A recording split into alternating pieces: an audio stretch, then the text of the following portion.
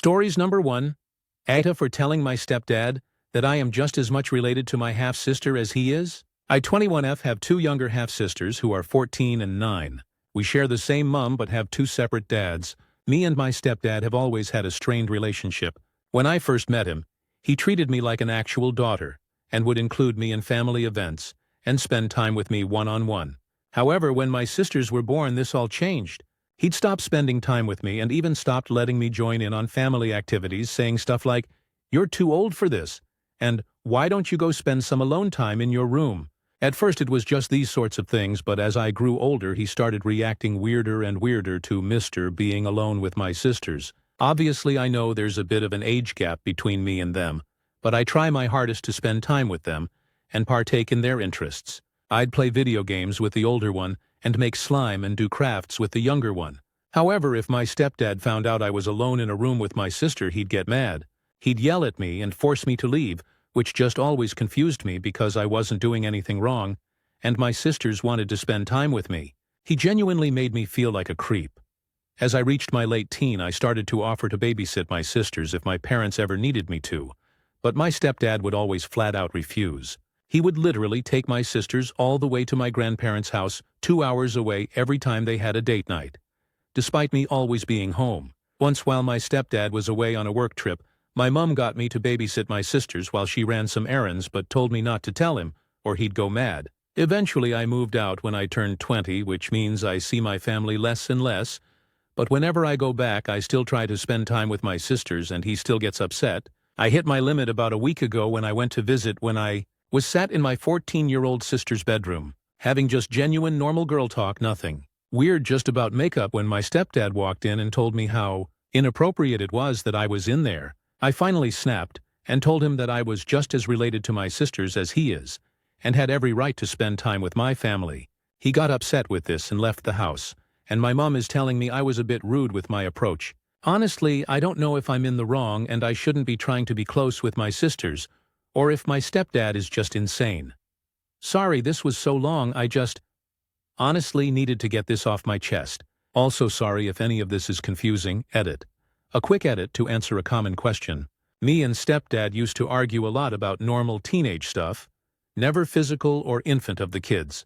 Whole family know about these arguments and have agreed I'm not an unstable person. Second edit. I just wanted to say thank you so much to everyone who's taken the time to give me supportive words and advice. I will definitely be digging into things further and try and figure out what the issue is. I do want to assure everyone though that my sisters are safe. A lot have people have mentioned potential abuse, and while I will be keeping an eye out for it, I think my stepdad's issue is more about me and less about them. I will keep you guys updated on anything I find out, but give it some time. As I said, I no longer live with them and are currently dealing with other issues. Again, thank you everyone for the support. Small update. After reading all yours guys' advice, I have decided to try and have a conversation with my mother, and also talk to the older sister to see if I can get any answers. This may take a while due to me rarely being able to speak to them due to work and other things, but I will update as soon as it happens. I also wanted to give a bit more of an insight into my family's history, to give you guys and myself more contexts about why stepdad might behave this way. So my parents split when I was 6, and my mom and stepdad got together when I was 7. I believe the relationship was definitely rushed, because my first sister was conceived about 8 weeks into the relationship. My mother's family were definitely not supportive of this, which caused them to pull out of our lives around the time my mother was pregnant with my second sister. I don't know why I didn't mention this before, since to me this could potentially be a big part of why my stepdad treats me differently. I also wanted to mention that my mom and stepdad aren't married. This is due to some technical issues with my mother's divorce with my bio dad. I've mentioned this in a few comments but wanted to put it here as well. But I also come from a slightly different cultural background to the rest of my family. Both my mom and stepdad are completely white British, but my bio dad and his family were Romani travelers. I personally only found this out about 2 years ago. For some reason my mother just never thought to tell me, and growing up I did get a few questionable comments from stepdad about stereotypes linked to that. Lastly, I do have an older half-brother M33 from my bio dad, who did walk out my life with my bio dad. I only mention this because I wonder if stepdad thinks I'll do a similar thing to my sisters, which I would never do, Sorry for the ramble, but I just wanted to kind of get this off my chest and put it into writing, so I can more clearly think and get some advice. Hope everyone's having an amazing Monday, and I'll update you as soon as I can. Comments, commenter 1, NR. Your stepdad's acting weird and your mom isn't helping the situation. She should have been stood up for you instead of enabling his behavior. You deserve much better treatment. Edit, corrected dad to stepdad. Reply, thank you. Honestly, I wish she would stand up for me too, considering I stand up for her all the time. But she's got that, I'm the child. They're the adult mentality commenter 2. I find his reaction disturbing. Next time you're alone in a room with one of your sisters and he has another blow-up, ask him what his problem is. Is there something going on he doesn't want you to find out? It's okay for him to be with them alone but not you. I'd also tell him, I'm not being a creep, but your reaction sure is creepy. Reply, honestly, my 14-year-old sister tells me everything, so if there was something happening she would tell me. I just genuinely thinks he views me as an outsider and not his kid's sister. Commenter 3. It goes without saying that your stepdad is a dick, but your mother is almost as bad. No parent should let someone treat their child that way. I'm sorry she's failed you so horribly. NTA, push this. You deserve to have a relationship with your sisters. Reply, thank you, and I am actively pushing for the relationship, and my mother is trying as well. I'll meet up with the 14-year-old sister after school sometimes, and my mother will take me with her for pickup with the 9-year-old. Commenter 4. That's horrible, but you need to stop talking to your stepdad and start talking to your mother. Tell her you want to have a relationship with your younger sisters. Arrange to spend time with them when your stepdad is not around. Tell your mom to go to bat for you to spend time with them, and then take them out for fun things. If your stepdad refuses and your mom goes along with him, she shouldn't, but she might. There isn't much you can do about the 9-year-old until she's older. Grit your teeth. Go to your mom and stepdad's place a few times a year, and be a fun person for this 9-year-old to hang out with. But a 14-year-old probably already has her own cell phone, free mail account, and social media. You can talk to her via those methods and keep the communication going. Just tell her not to put stuff about you on her public socials, since her dad probably monitors that. Good luck. Your stepdad is being an absolute AH, assuming, that is, you're not a heroin addict or something and forgot to mention it. I'm guessing that's probably not it. Your mother should be advocating with her husband for you to have a relationship with your sisters. If she's conflict-averse, she may not do that, but she should. Do your best to spend time with them, but limit your exposure to your stepdad for your own mental health. He hates you for whatever reason. Reply, definitely not an addict or anything like that. I was a bit of an argumentative child during my early teens, but never around my sisters and about normal teenage things like school and my room being messy, so definitely nothing that should suggest I'm an unsafe person. I've spoken to my mother, but I do understand to an extent her not wanting to get involved. She had a very bad relationship with bio father, so doesn't like confrontation. I do hang out with my 14-year-old sister after school some Fridays and take her out for coffee and we text. It's just sad I can't spend time with the younger one. Again, thank you for the kind words, it means a lot. Stories number 2. Aita. For refusing to go on my boyfriend's graduation trip unless we room together. My 23F boyfriend, 23M, will be graduating college in a couple of months. His mom, 39F, wanted to plan a graduation trip for him. For context, my boyfriend doesn't have the best relationship with his mom. They rarely see each other, although my boyfriend and I live 5 minutes away from her. From everything he has told me, there was a lot of abuse when he was a child, and his whole family is low contact with her decision. Now to the issue. She planned a trip with her boyfriend, his 2 kids, my boyfriend's sister, and obviously my boyfriend, to another country. She told my boyfriend that he could invite me if he wanted to, but I would have to pay for my stuff, which I don't mind, and she will be paying for my boyfriend's trip. My boyfriend had no say in where the trip was going to be, and his mom said we were not allowed to room together. I would be rooming with his sister 14F and her boyfriend's daughter 10F, while my boyfriend will be rooming with her boyfriend's son 14M. We are staying in an all-inclusive resort, but I feel like I'm only going to babysit. Even my boyfriend mentioned he was scared his mom would just force him to babysit the kids. I'm also scared something will happen to one of the kids, like if they fall and get hurt or wander off, and I'll be blamed for it since it feels like want us to take care of them. My boyfriend says I can pay for my own room, but he doesn't think his mom will let him room with me. I also don't want to stay alone in a room in a foreign country, but I know this is going to cause issues with his mom. In the end, I told him I wouldn't go unless we roomed together, but he's upset since he wants me to go. So Aita, Relevant comments. Commenter 1. Why don't you and your BF just pay for your own room? Reply, right. This is the exact point I brought up. From what he's told me, she's set on a solid no, even if him and I split the cost for the room. Commenter 2. I also don't want to stay alone in a room in a foreign country. Unless you're in a really violent or increasingly backwards and misogynist country like the USA, normally that shouldn't be a problem, however. I wouldn't go at all with a family like that. Reply, you're probably right about that. I've never been to this country and she won't tell us the name of the resort, so I have no idea where we would be staying. I'm assuming it's nice, but I'd rather be pleasantly surprised than assuming. They have also mentioned that they don't want to stay in the resort the whole time. Commenter 3. NTA, don't go. Very simple. Don't go, don't negotiate. It will only turn into more issues with his mom, and then you will be the bad guy soon. Your BF doesn't seem strong enough to stand up to her, so it is very likely you will be blamed. No need to object yourself to this. Save your money from another vacation. Really, don't start arguing, simply don't go. Commenter 4.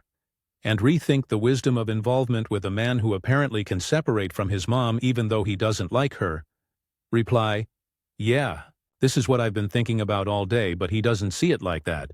In his head, he has no say since she's paying for him. Commenter 4. Why is your BF so afraid of his mom and giving her so much power? He's an adult. Does she still contribute monetarily to his life? If she does, you may want to rethink the relationship. A free vacation isn't worth this crud, and if he thinks it is, then he's got problems. Reply, I have no idea why he gives her so much power if I'm being honest. It feels like this is a reoccurring theme in our relationship. In terms of contributing, I think she contributed a little to his education, but he mainly gets help from his grandparents. Update 1. This is the first update I've ever done, so I hope I'm doing this right.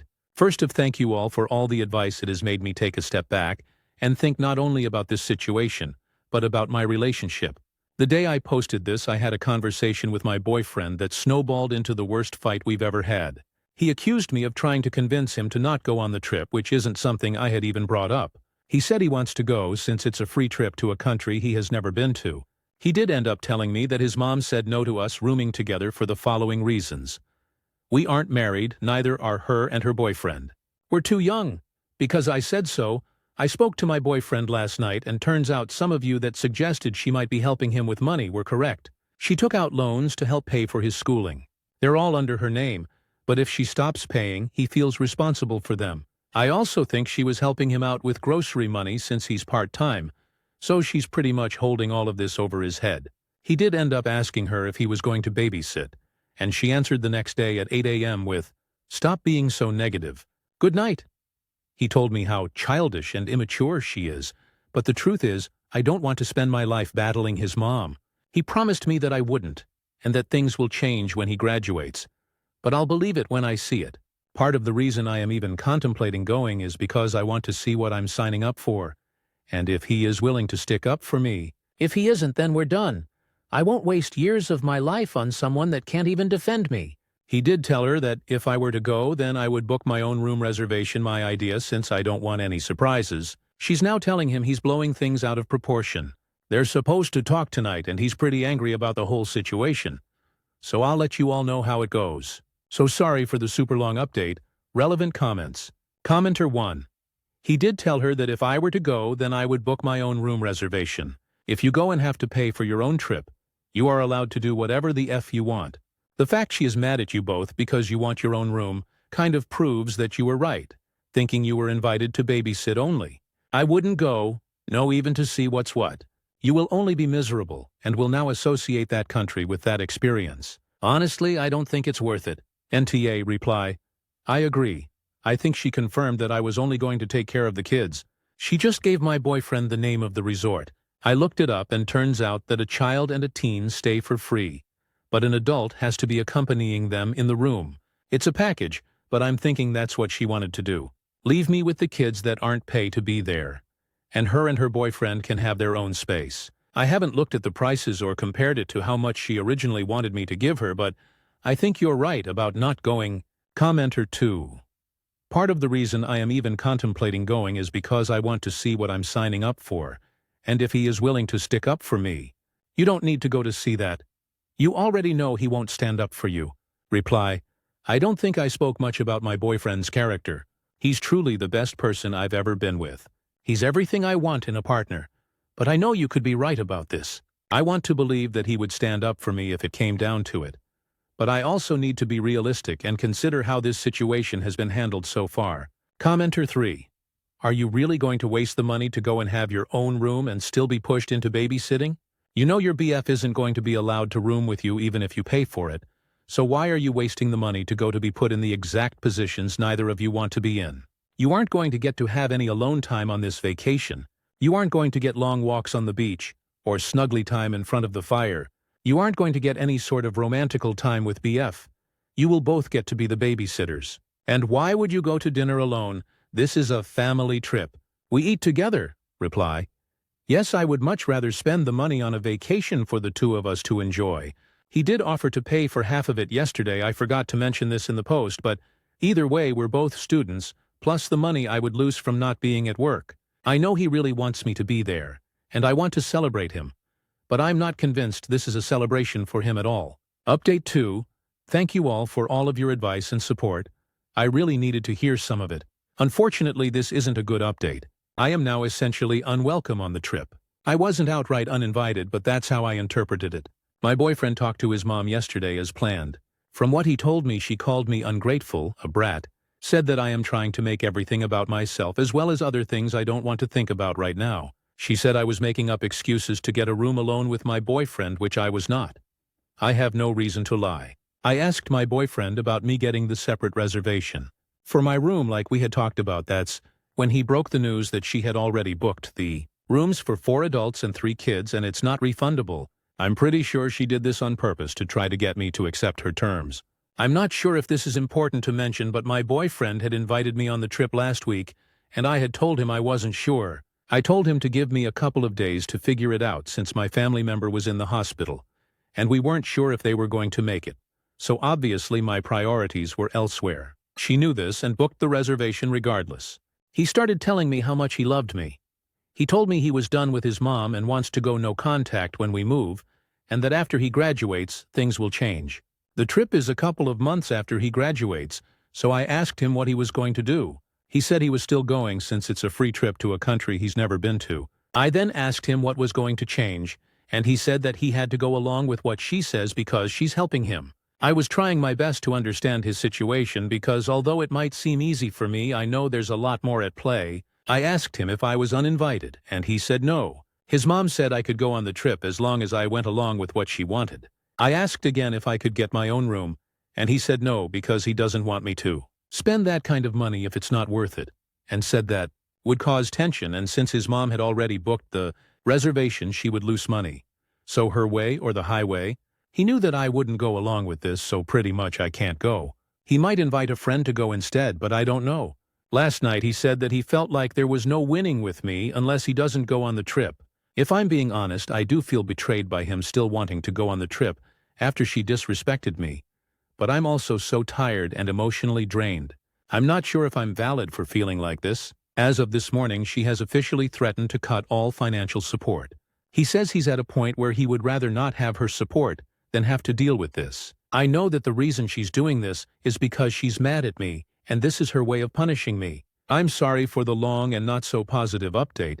I tried to include all the details that I could, but I might have forgotten some. I haven't slept in over 24 hours, so please bear with me. Top comments. Commenter 1. I read through your original posts, and then the updates, and I don't really understand why you want to go. Besides the fact that it's overseas somewhere, it's to a resort and probably a small element of babysitting. But there are probably enough ways for kids to stay occupied, especially when they're not that young. If your boyfriend wants to go, let him. If he doesn't, okay. But putting yourself into that environment just sounds, well, dumb. You don't want to play by her rules. So then don't. So simple. If you want to go away with a friend, go literally anywhere else in the world. Or just chill at home. You don't have to spend all that money, just save it. Either way. I feel like you're really caught up on all this and making it seem really complicated. But it's not. You don't want to be around the mother, and she's not paying for you or including you anyway. So don't go easy. Finished commenter. 2. Let me give you some advice. You're 23, he's 23, that's pretty young. All things considered, for the moment, he is still financially indebted to his family. If you two are serious about a future together, have a serious talk together and pick your battles. You hate his mother's disrespect, that's valid. You are not in a position to fight her disrespect yet. Neither of you two are, and to do it before you're ready will only cost you more in the long run, as well as create this short-term distress. If I were you, stay home, let him go, save your money, and tend to your family member, recharge, rest, and plan. Commenter 3. Oh, just dump him, he hasn't got your back. Just empty platitudes. Stories number 3. Aita for telling my friend that her free wedding is unrealistic. I 24F am a member of a friend group in which one member we'll call her Coral. 23F is getting married. She announced her engagement to her fiancé 25 met her a few weeks ago, and we were all happy for her. Over the weekend, though, she shared more specific plans for the wedding, and that's where things have kinda gone off the rails. She said she's been seeing a lot of people on TikTok and Insta showing how to plan free weddings. Weddings where the couple spends $0 aside from the marriage certificate fee, I guess. At first I thought she meant a city hall wedding, which would be completely fine. But then she got eye to the details and her expectations for the ceremony. She's going to try and find someone with a large outdoor space to use, not formally a wedding venue, who will donate their area in support of love. She's going to have all of her guests bring a potluck with very specific assignments. She will have a friend officiate, a friend do photography, a friend do save the dates and invites, her family do the flowers, etc., including some harder-to-swing emo things like getting a large tent, decorations, wedding favors, speakers, band, etc. I'm not sure what her plan was for a dress. What's more is that Coral and her fiancé really aren't poor, from what I can tell. She works as an accountant at a big company and her fiancé does software, sales, plus his parents are loaded. It sounds like they just want to do the free wedding thing for the sake of it. That would be okay, but she is just shifting all of the costs onto other people, some of whom are probably less well off. She told me that she wants me to make the cake, and then sent me some pictures for inspiration. The cakes were ridiculously elaborate. We're talking multi-tier, fondant flowers, gold leaf, and one even had a hand-painted watercolor design. I'm not a professional baker. I just like to bake cookies and brownies sometimes. I told her that those cakes would probably take me days to make, and they wouldn't come out anywhere near as good. She kind of laughed that off and said, "Oh, it's not about it being perfect. It's just about everyone pitching in. It'll be fun." I told her that, fun or not, what she was describing was basically her friends and family subsidizing her wedding with time, money, and labor, and that it was kind of unfair to expect people to spend so much on her free wedding, or else she was expecting everyone to show up to a lackluster event and just pretend it was amazing. It's like a group project that none of us wanted to do because we already graduated and moved on from all that. So we don't need the credit she does graduate a year later, the rest of us. I said that if she wants a free wedding, she should probably just elope or go to City Hall because this isn't really free. It's just free for her. I might have been a bit more forceful in my wording, but I didn't swear or call her names or anything like that. She got super quiet and just looked at me for a minute or so, and then left with another one of our friends driving her home. Later that night, I got a text from that friend saying I had really hurt Coral's feelings, and that even if the plans were a bit unrealistic, I should have just let Coral come to that conclusion on her own. Coral then messaged me just saying, "Sorry. Don't worry about the cake."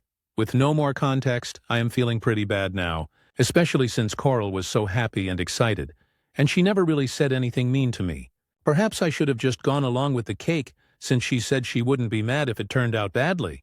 But I am worried that her wedding would not have been what she wanted, and I was also frustrated about the cake request. Edit.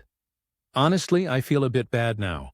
Coral really is a sweet person who is just a bit naive. I feel like a lot of people in the comments are tearing her up more than she deserves. She has always been the baby of the group, and I just got frustrated and ranted on this case. I don't know what the fiancé thinks about all of this. Comments, Commenter 1 NTA. Coral needed a reality check, to be honest, and as a good friend you were honest and gave it to her. Commenter 2, I have a friend who told a bunch of old friends, who paid to travel cross-country for her wedding, that the friends would be setting up chairs and tables, decorating, serving, and putting everything away, bridal party. And bride and groom's families didn't help. Friends spent thousands to attend the wedding and be voluntold to cater and clean up. Happy couple divorced after 3 years. If you see a couple like this, run. Do whatever you can to get uninvited before you end up setting up tables in formal wear. Best case, they stay together, and Coral mooches her way through a baby shower or 3. You will pay for those also, Ghost, her now, NTA, commenter 3. That's really sweet that she wanted to let you spend a good $100 on cake materials out of your own pocket for her wedding. Commenter 4, NTA. Your friend is bring ridiculous, and you are the only one with the balls to tell her.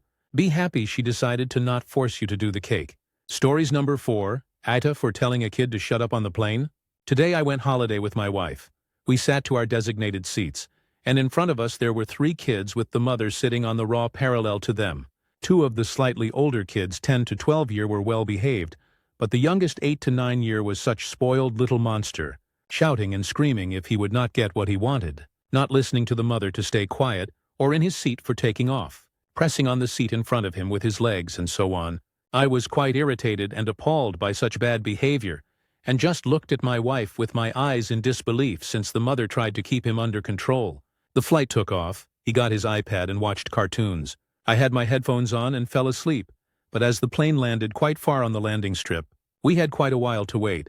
The kids started screaming and shouting for this and that, throwing a tantrum, and I just had enough. Sat up a bit, looked at him and said, "Yo kid, you need to shut up." The kid stopped, said nothing, and the mom said, "He is just a kid, X2. But if you cannot control your kid to the point I hear him through noise cancelling, it is a bit much." In my opinion, I did everyone a favor. Even his siblings were tired of him, with his brothers saying, he is not wrong, but not exactly right, which I found it a bit funny. Also the boy that I told to shut up sat on his seat facing me and stared at me for a while in defiance, I suppose. Doubt I created a trauma or anything, TLDR. I told a kid to shut up on a plane after he kept shouting, and his mother could not bring him under control. Aita? Edit. We were on the plane for 20 minutes before departing. The flight was 1 hour and 20 minutes. We waited another 20-30 minutes before getting off after landing. Edit 2. After reading some of the comments, my wife brought to my attention the kid is younger. In her opinion, the kid is 4. I do not believe so, since the kid was quite articulate in his speech, knows how to use iPad. Then again, I have no kids, so I leave it up to you. Maybe deduct some years. I did not ask him personally. Comments. Commenter 1. As a parent myself, if my kid wasn't listening to me, which one of mine never listens to a word I say, if a stranger said what you did, I'd appreciate it. As the old saying goes, it takes a village to raise a child. You just happen to be part of that village that picked the kid up on his bad behavior. Reply. My kid is generally very good, but yeah, if he had a monster moment and none of my usual begging, bribing, pleading didn't work. That line was a joke. A stern snip from a stranger would do the trick. He's never given anyone a chance, but still. Commenter 1 reply. Generally my problem child was well behaved in public, thank goodness, but yeah, a good old telling off by a stranger would do the trick in the moment. Reply. I have the opposite problem, to be fair. My kid is a complete angel for literally everyone in any situation, but can be a petulant little lawyer with me, though often sweet and kind too. Chatting back, questioning me under oath of pinky promise constantly, haha. He still does what I say, but he needs a detailed explanation first. It used to bother me, really deeply. I once broke down to his psych ADHD, saying that the world gets a better version. I told her that I constantly get messages from his dad saying, "You're a good mom. He was so well behaved with so-and-so today. But I'm the butler, the nurse, the frustration sponge." She said very warmly that typically only frightened children are constantly little angels for their mothers. This revelation has improved my mental health and patience for his crap 1,000-fold. And we are both better for it, 4 years on. Commenter 2. I am a special education teacher and a parent of 2 teen boys, NTA. This is a great age for him to find out the world won't put up with his tantrums. His family clearly does. But the world isn't going to bend around him. Commenter 3, NTA. An 8-year-old knows they were being an ass, and should be able to control himself. And his mom should have sat directly with him, and sat the eldest one in the adjoining row, to prevent him from kicking the seats, etc. Commenter 4. You can't tell the difference between an 8-9-year-old and a 4-year-old? Are you okay? Stories number 5. My neighbor built an exact replica of my house next door, down to the custom paint colors and landscaping. I know this sounds completely made up, I wish it was. I bought my first house 3 years ago. It's not huge, but I spent months renovating it myself. Custom teal front door, unique landscaping with a specific pattern of river rocks and succulents. even commissioned a local artist to paint a mural on my garden fence. My next-door neighbor, we'll call him Tom, always complimented my place. We weren't friends, but were friendly occasional wave. Small talk about the weather. Normal neighbor stuff. Last winter, Tom's house caught fire. It wasn't completely destroyed, but needed major renovation. I felt terrible for him, and even brought over some homemade food when it happened. Fast forward to last week when the construction was finally finished. I came home from a business trip to find what looked like my house staring back at me from next door. Not just similar, identical, same custom teal paint on the front door, a color I mixed myself, same arrangement of river rocks and succulents. He even commissioned the same artist to paint virtually the same mural on his fence. When I ran into him yesterday, he proudly asked, "Notice anything? I was really inspired by your style." When I told him it felt weird that he copied everything down to the details, he laughed and said I should be flattered. Now all my friends who visit get confused about which house is mine. My sister says I should be flattered too, but I feel like my personal space has been violated somehow. It's like someone stealing your identity, but for your home. Am I overreacting by being creeped out? Should I just take it as a compliment and move on? Comments, commenter 1, NOR. I think there's a way you could spin this that it parallels with the "she wore the same dress as me." But I don't fall into that camp at all here. I would honestly be creeped out. If you were just complaining about a unique teal door, that's one thing, the rocks and succulents, and then the fence mural. That's weird. I'm surprised some people are so proud of that too. If I copied someone's creativity so blatantly, I would be so embarrassed. All that being said, it does seem like it wasn't malicious. But that doesn't negate your valid feelings. Commenter 2, NOR. Have some fun. Get a statue or a fountain for your front yard. Something to make your place stand out. Something unusual that is one of a kind. Make something yourself. Casting concrete isn't very hard, and you could make a stackable statue and even have interchangeable parts. Decorate it for the seasons. Put a steeple on your house, making it taller. Grow ivy up one side. Paint over your mural for sure so the artist knows he shouldn't have done that for your neighbor without asking you about it. That was kind of crappy of the artist, even though they were just doing a job. It should not have looked so much like yours. Commenter 3. Begin changing your house a little bit at a time. Do not make an enemy of your neighbor, but do mention to him that people who visit cannot tell them apart, and you're doing some changes to help them out with that. Or say you had another idea and thought you'd give it a try. Hopefully he is through building and decorating and happy with your version. Reply, good idea about gradually changing things. Might start with some different plants out front. Don't want bad blood. Just want my house to feel like mine again. Commenter 4. That's pretty nuts, honestly. One of my neighbors who I used to be really friendly with has now gotten the exact same vehicle as me twice. My husband said something to her like, "Oh, nice car." Hers has a roof rack, so she made sure to point that out like that. Somehow made hers better. Nah, if I had wanted a roof rack, I'd have one.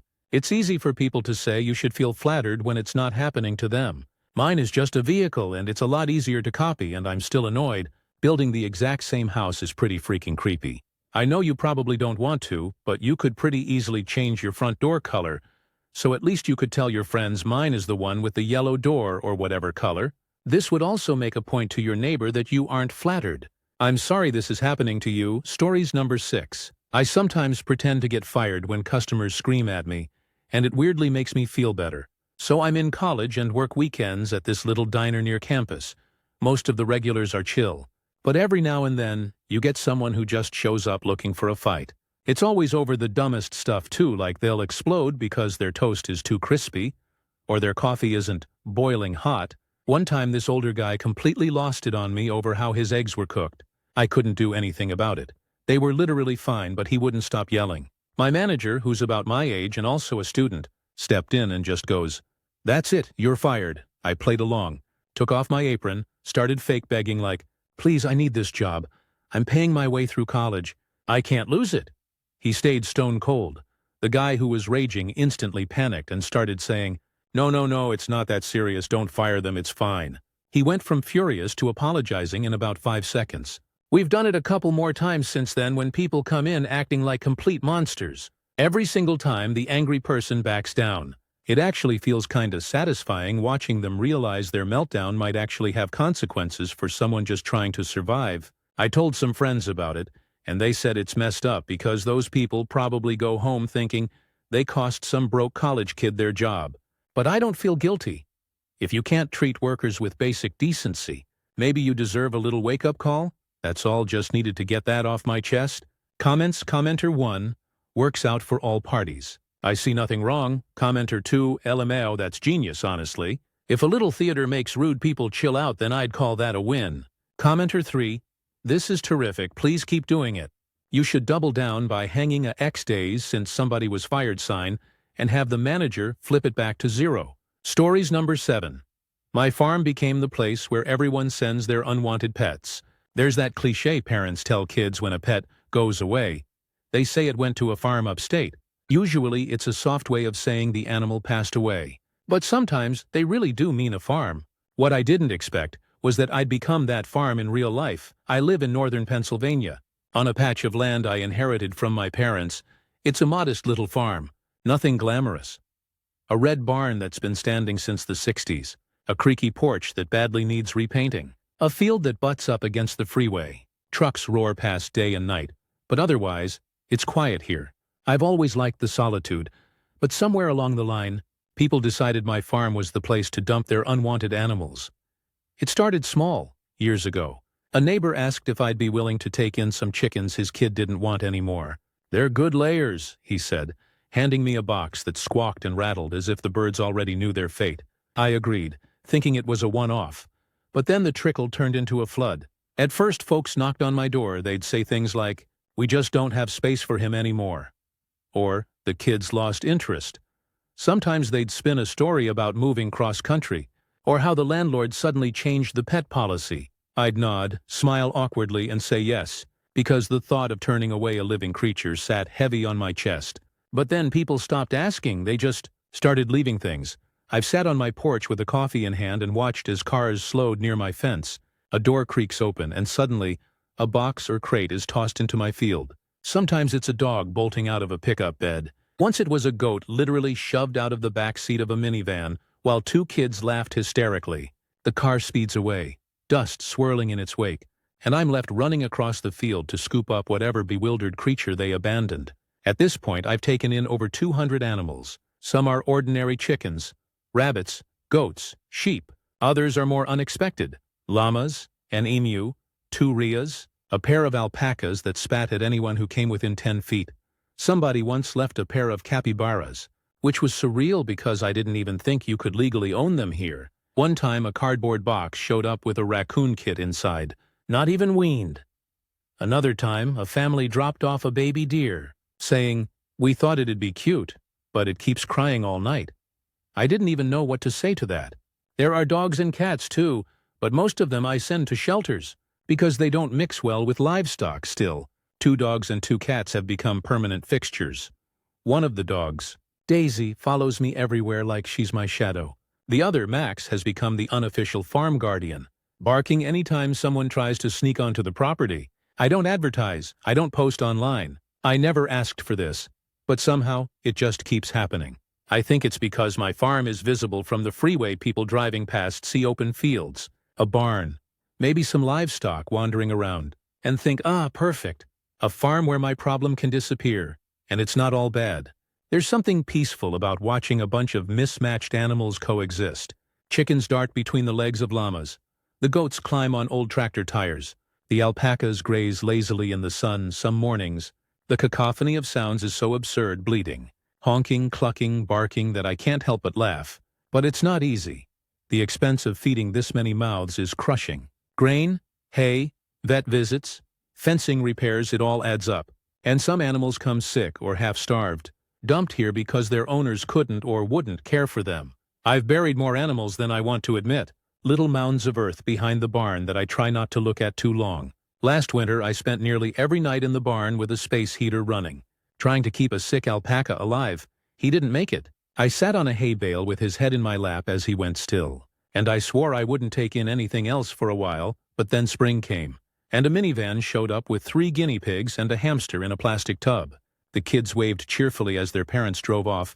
And what did I do? I brought them inside, built them a little pen, and gave them lettuce from my garden. I've thought about putting up a sign. No more animals. Please stop, but I know myself too well.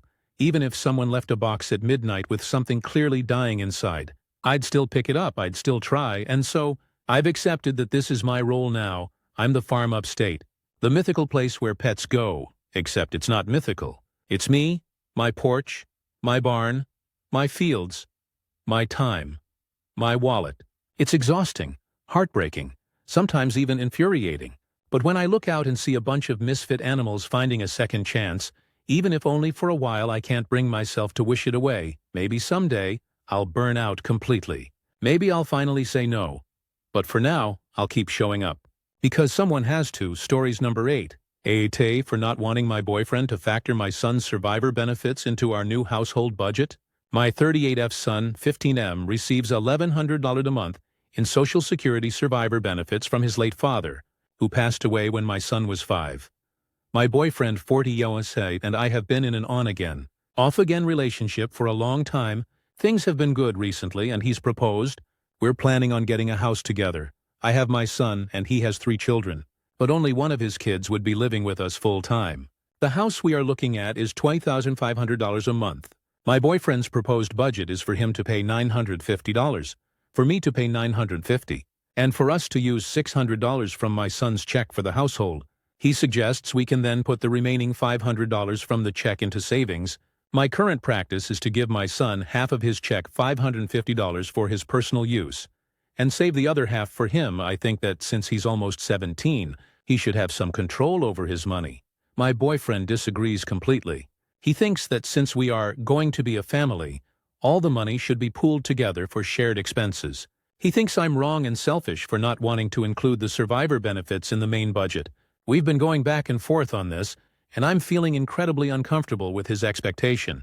I feel like the benefits are my son's and should not be used to reduce the adult's portion of the bills. It feels like he's trying to make me subsidize the household using money that was meant for my son's care and future, not to pay his own share of the bills. Am I wrong here? Is it selfish to keep my son's check separate and manage it for his benefit alone? Or is my boyfriend's financial expectation a red flag for our future together? Sum of comments. Commenter. He doesn't need $550 a month. He should have a job for spending money. Go see a lawyer about options with this house. Get a cohab agreement. What if he says I'm not paying mortgage share or utilities, etc.? You can't kick out? Don't give you BF any money as it's your son's. Reply. He does have a job, but he has a car so that money goes for gas and upkeep, and because he's in school, he doesn't work a lot, only like 2 days a week. Commenter. Is he 15 or almost 17? Because I'm reading both ages in the post. FWIW. The son will stop receiving benefits at age 18, or when he graduates high school, whichever is later. So they shouldn't be budgeting anything short-term like that into a budget. That being said, the money is the son's, and he should not be paying a portion of someone else's mortgage as a minor. Reply. Almost 17. I was typing fast. He's almost 17, sorry, retyping too fast, and he works as well. He has a car, but he only works 2 days a week, so he pays for his car and fast food and stuff like that, and he also saves. He has his own savings outside of the savings that I have for him. Commenter. I think everyone has given you some great advice, but just wanted to reiterate that he will only receive survivor's benefits until he's 18 or out of school. So, really short term to be using anything like that for budgeting. Good luck. Please advocate for your son. My son receives survivor's benefits as well, and I'd never consider pulling money that wasn't directly for his care. Reply. Yes, this is the way I feel about it, so I don't include it in my budget at all. But I do understand that giving him all of the money is not a great idea once he became a teenager. I slowly increased his budget. Now he has a car, and he's paying for the maintenance of that gas, and he works part-time as well. He also saves his money separately from the savings that I'm saving from him. And save commenter. Part of a longer thread. Also, if OP should pay a portion, the boyfriend should pay a portion, and OP's son should pay a portion. What about the 3 kids from the boyfriend? If we are going by his logic and the kids should be putting into the fund, why are his kids not contributing, especially the one that will be with them full-time? Reply. This is the argument that I have, but he's saying that I'm wrong for this. I'm totally willing to cut off the relationship behind us. I just wanted you guys' opinion so I could show him that I'm not wrong. Commenter. What's his kid paying to live there? I'm not trying to be mean at all, but do you care about your kid? If so, you wouldn't let this on-again, off-again man steal from him. Reply. He said that his kids shouldn't have to pay because they don't get a check from the government, to the many people telling OP to break up with him. Right, and I'm totally willing to cut the relationship off about this. And after reading all of the comments, I'm probably just gonna go ahead and end it even if he backs on his statements after seeing this commenter. Just curious, are these Social Security survivors' benefits? If so, does your boyfriend realize that these benefits end when your son turns 18? How does he propose to fill the financial gap once that happens? Reply, yes they are, and I said that to him as well. Commenter, I'm so proud of you, honey. You totally got this. Just imagine how much more calm life will be when it's just the two of you. Reply, thank you, luckily we don't live together now, and honestly, I'm happy. This conversation came up today. It's making me rethink everything. I'm gonna give him back the ring and call everything off. Everyone just reinforced what my gut told me. I'm not crazy, and it's wrong. Before I made this post, I was really feeling like it wasn't gonna work, and this would be my hill to die on. But all of these comments really opened my eyes. I gotta work on my people. Please in tendencies and start trusting my gut. OP replies to a longer downvoted comment, but her reply has good info. Me and his dad wasn't married. We were engaged when he got in his accident. That's why I don't get benefits directly. Honestly, I make a decent income. I don't need the money, and I always look at it like, that's not my money. That's his money. I grew up with a cousin who got a Social Security check because their mom was disabled and they never got any of the money, and I saw how they felt as they got older. So when everything happened, I said I would never do that to my son. Once he got into 8th grade, I gradually started giving him more and more of the money for his pocket so he could start practicing budgeting. When he turned 16, he got a 2023 car because his father died in an accident. There was a settlement. He has money put up for college, and he should have some left after too. He works part-time and he saves money on his own outside of the money that I have saved for him and his college fund. He's a pretty good kid, always been level-headed and mature. I've been blessed. Also, I don't give him the money all at once. It's about $125 a week he works. His check is probably about $200, so he only has about $300 to $400 a week, and he saves a lot of it. He has a pretty big chunk saved up on his own again. He's a very responsible kid. He paid for his car maintenance, fast food dates with his girlfriend, or hanging out with friends, or any expensive clothes or shoes items that he will like outside of what I purchase for him. Update. Broke up with him. He threatened my family. Found out he's not paying child support. Following my original post, I ended the relationship with my ex over the weekend. The breakup escalated into a heated argument, with him repeatedly calling and threatening to go to my mother's and grandmother's homes to cause a scene. I had to call his mother to calm him down. This was the final straw for me in the argument. I also discovered he is not paying child support for his minor child. Combined with his abusive and manipulative behavior, our engagement and plans to buy a house are off. For those who commented about the $500, my son is a very responsible young man whose college is already paid for.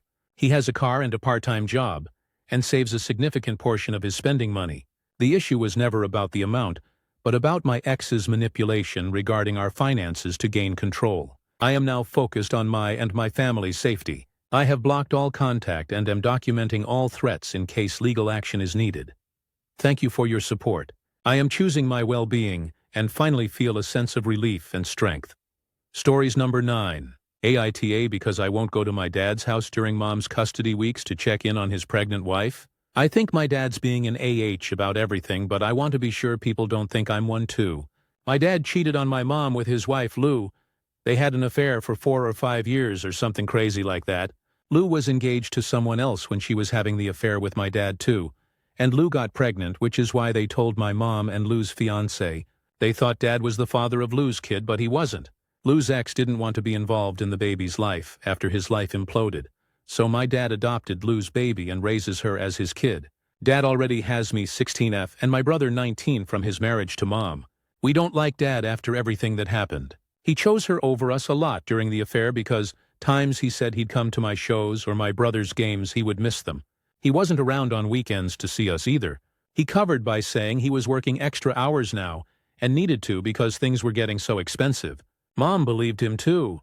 It sucked at the time not having him there, and even for our birthdays he was a no-show those years. It was worse when we found out why. He didn't just hurt Mom, but he abandoned us for someone else. I think the two of them are Where's to do stuff like that? And I called them both that to their faces before, which my dad didn't like. What I hate the most is I have to keep going to his house every other week until I turn 18. My mom and brother tried to get custody to change so he could stop going and it didn't work. And mom and I tried a few times too. Even at 16 they won't listen to me and accept I don't want to see dad. Mom was threatened by a judge with a loss of custody and maybe jail if she didn't comply and make me go and stay there. Dad was warned of the same thing. My brother tried to push against it once anyway, and Dad called the cops and it was a whole scene until my brother gave in. It's bullshit, honestly. And if I spend all my time doing other stuff, my dad takes my stuff away for his week and tries to ground me. Dad and Lou only considered stopping the fight for custody because me and my brother don't treat Lou's kid like a sibling, and I don't help them with her. I don't spend any time with the kid and I'm not polite to Dad or Lou. In family therapy I told them I would never be a family with them and I was going no contact like my brother has. That's all the background, but there's something else.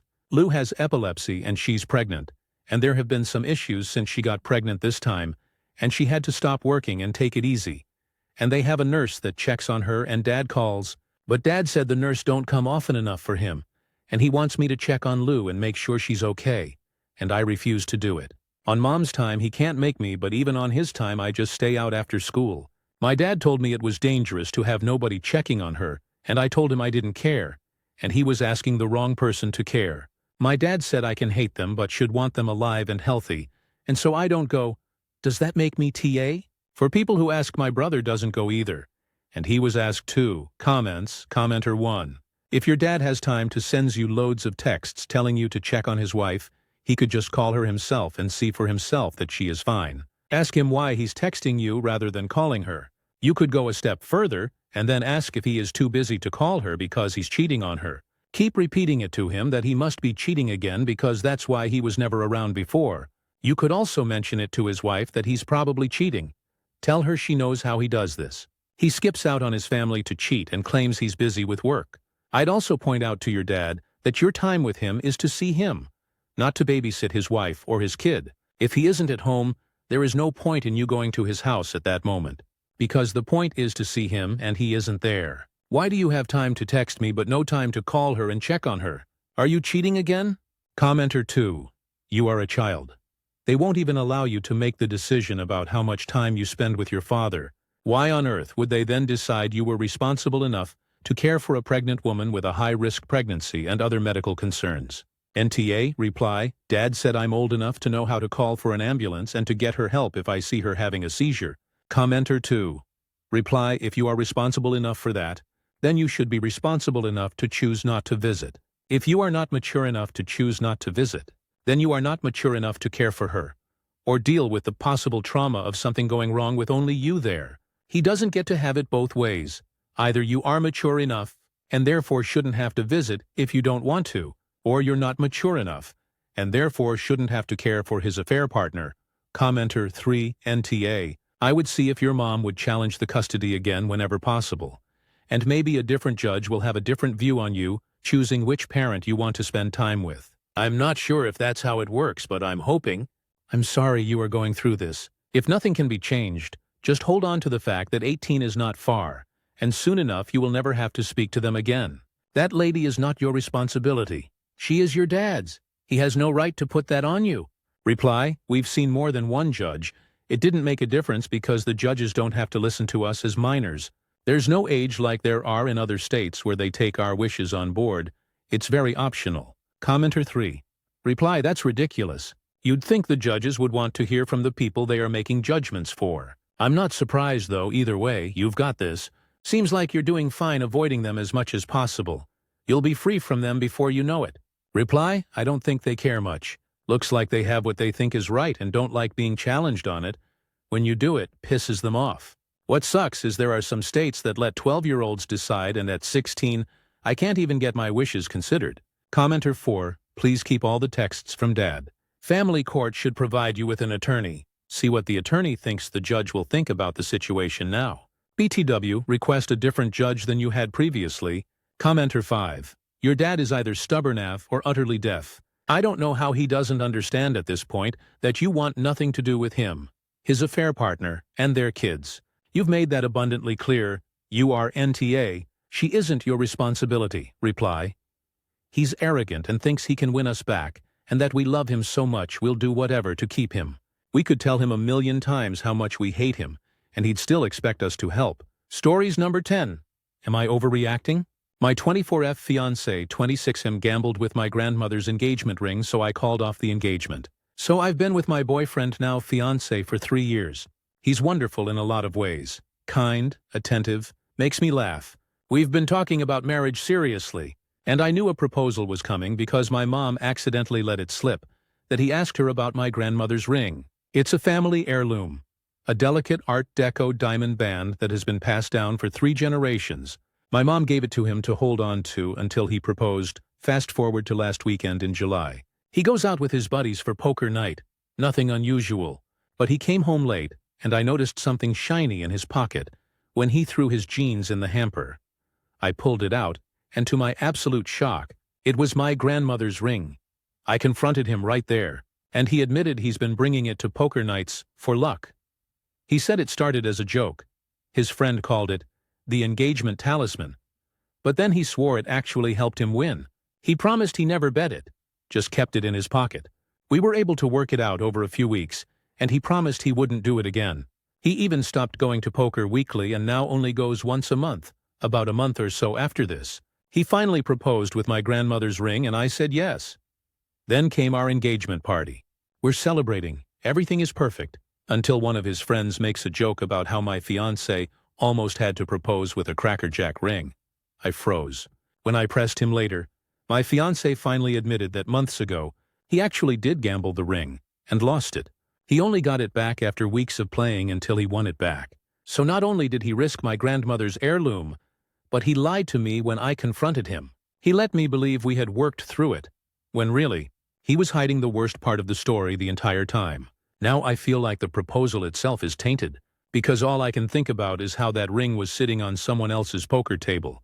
Right now, I've gone to stay with my mom for a bit. I gave her the ring back because I don't feel comfortable wearing it anymore, and I told my fiancé that if he still wants to marry me, he needs to propose again with a different ring, or it's over. He says I'm being dramatic and ruining a good thing over one mistake.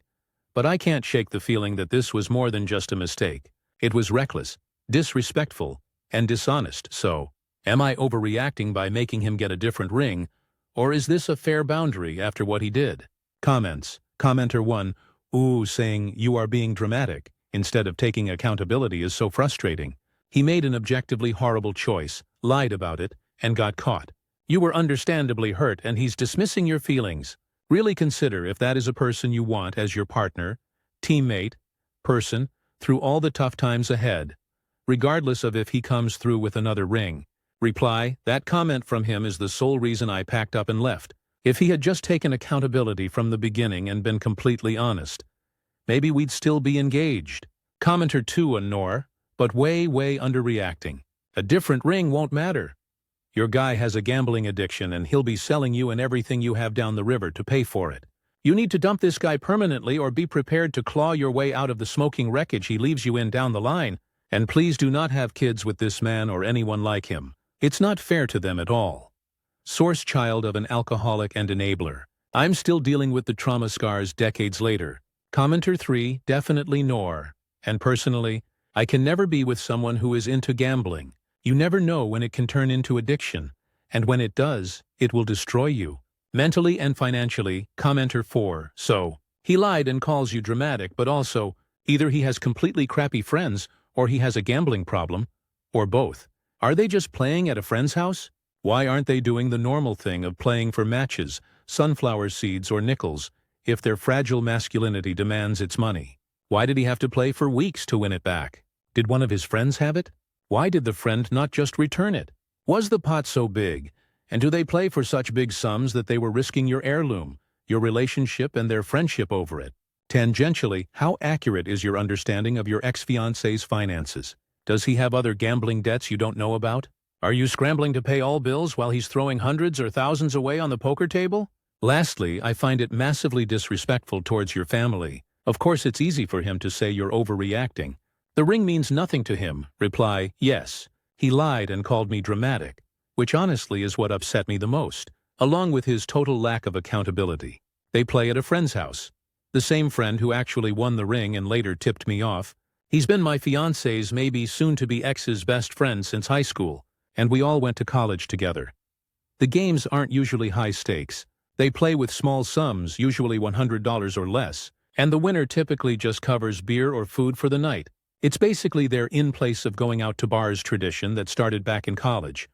As for finances, we actually see a financial advisor together because we live together, and at least I thought had aligned goals, like saving to buy property in both our names before marriage, savings, etc.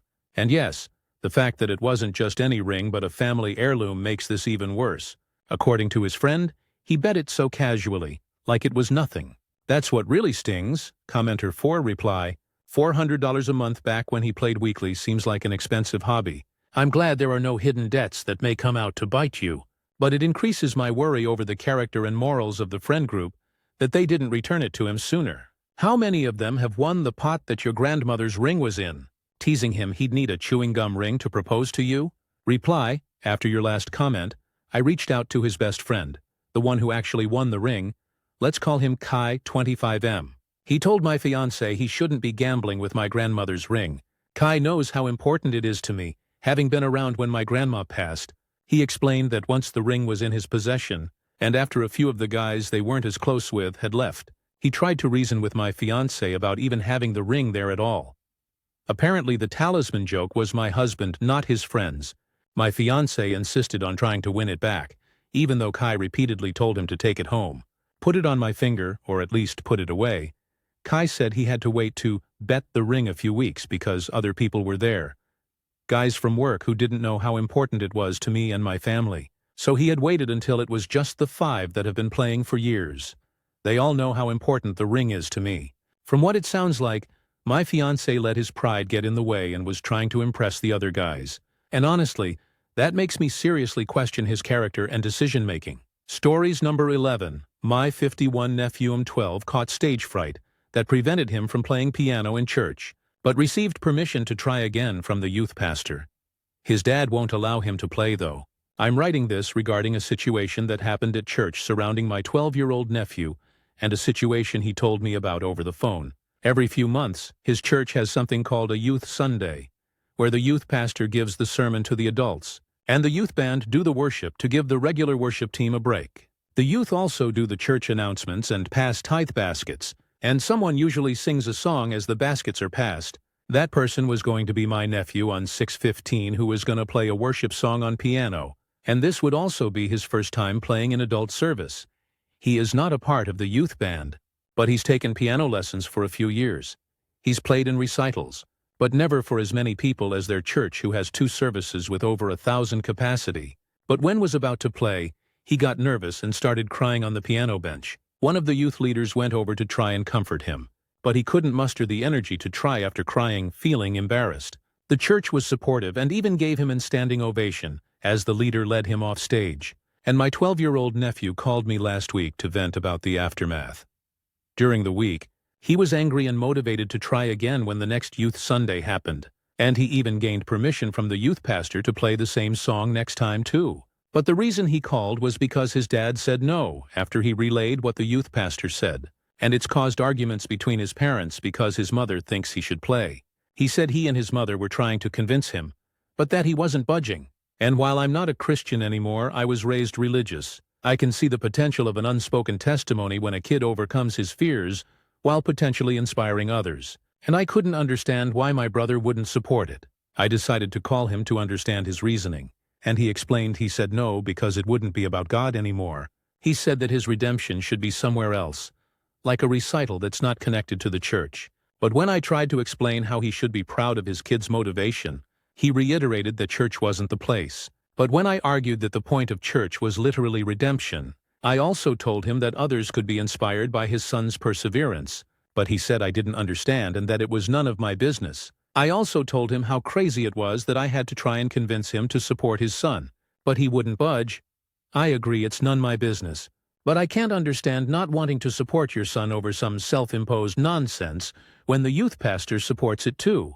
I spoke with my nephew again following that conversation. And he told me that his dad said he would inform the youth pastor about his decision too. While I don't think there's much more I can do, would anyone involved in churches have any other suggestions? Because my nephew was really disappointed, and he really wants to try again. First update. The general consensus I received on my last post was something I originally thought of but didn't heed in the moment. I was emotional when my nephew called.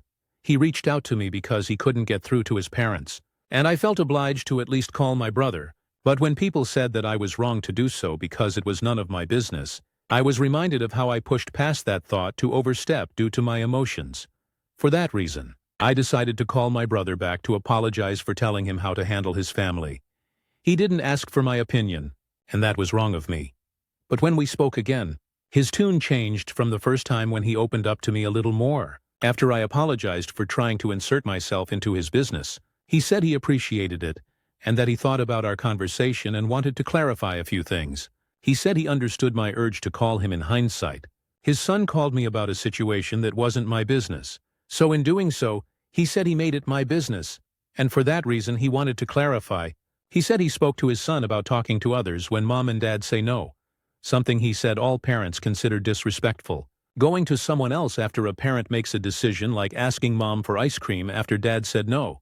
He also explained why he planned to say no to the youth pastor's offer to have him try again, because he needed to learn that you won't always get a second chance in life. But when I suggested that church could be the perfect place for a second chance, I tried to explain how church was supposed to be a family, and families want each other to succeed. The Bible literally states to build each other up in Christ.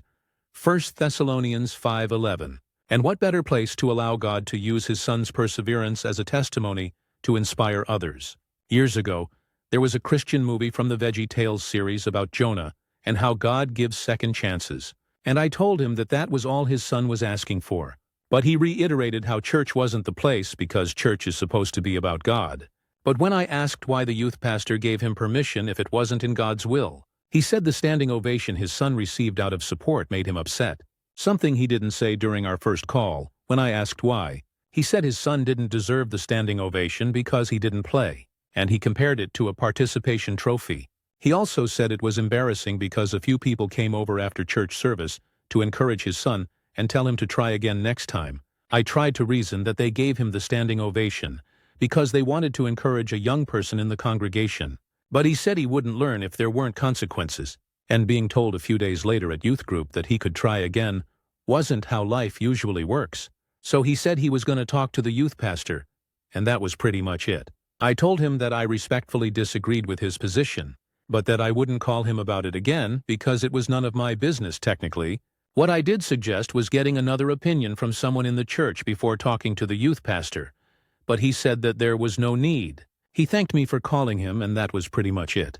As much of a missed opportunity it seems, there's really nothing I can nor should do. I hope other opportunities present itself for my nephew. And I found it interesting how I'm tried to use Christian jargon to convince my brother despite walking away years ago. The other reason I felt compelled about it was because of a coworker who has a son he often vents about. The son graduated high school with honors, and he attended community college with plans to transfer to a university afterward. He was also on the honor program in college too, but has dropped out of the community college for a plethora of reasons including addiction. It's approaching 2 years since he's been to class, and he lives with his parents while refusing to find work or pay rent. Parents are split on evicting him. I think it's unfortunate when he seemed to be rather smart. So when I see someone like my nephew call me because he feels bad about getting too scared, I believe his motivation to try again should be rewarded. But in preventing him from doing so, you could rob a lifelong memory of getting back up that he can refer to years from now when life throws a different challenge at him. And I hope it doesn't stunt his growth or confidence. My coworker's son was career-driven not too long ago, so you shouldn't take it for granted when your kid is motivated. I wish I would have thought to mention my coworker's son to my brother, but perhaps it wouldn't have changed his mind.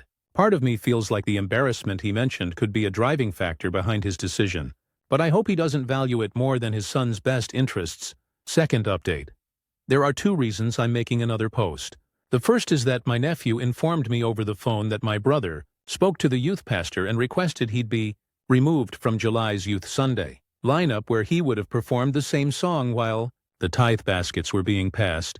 My brother told the youth pastor that God told him that he wasn't ready, and my brother relayed that to my nephew too.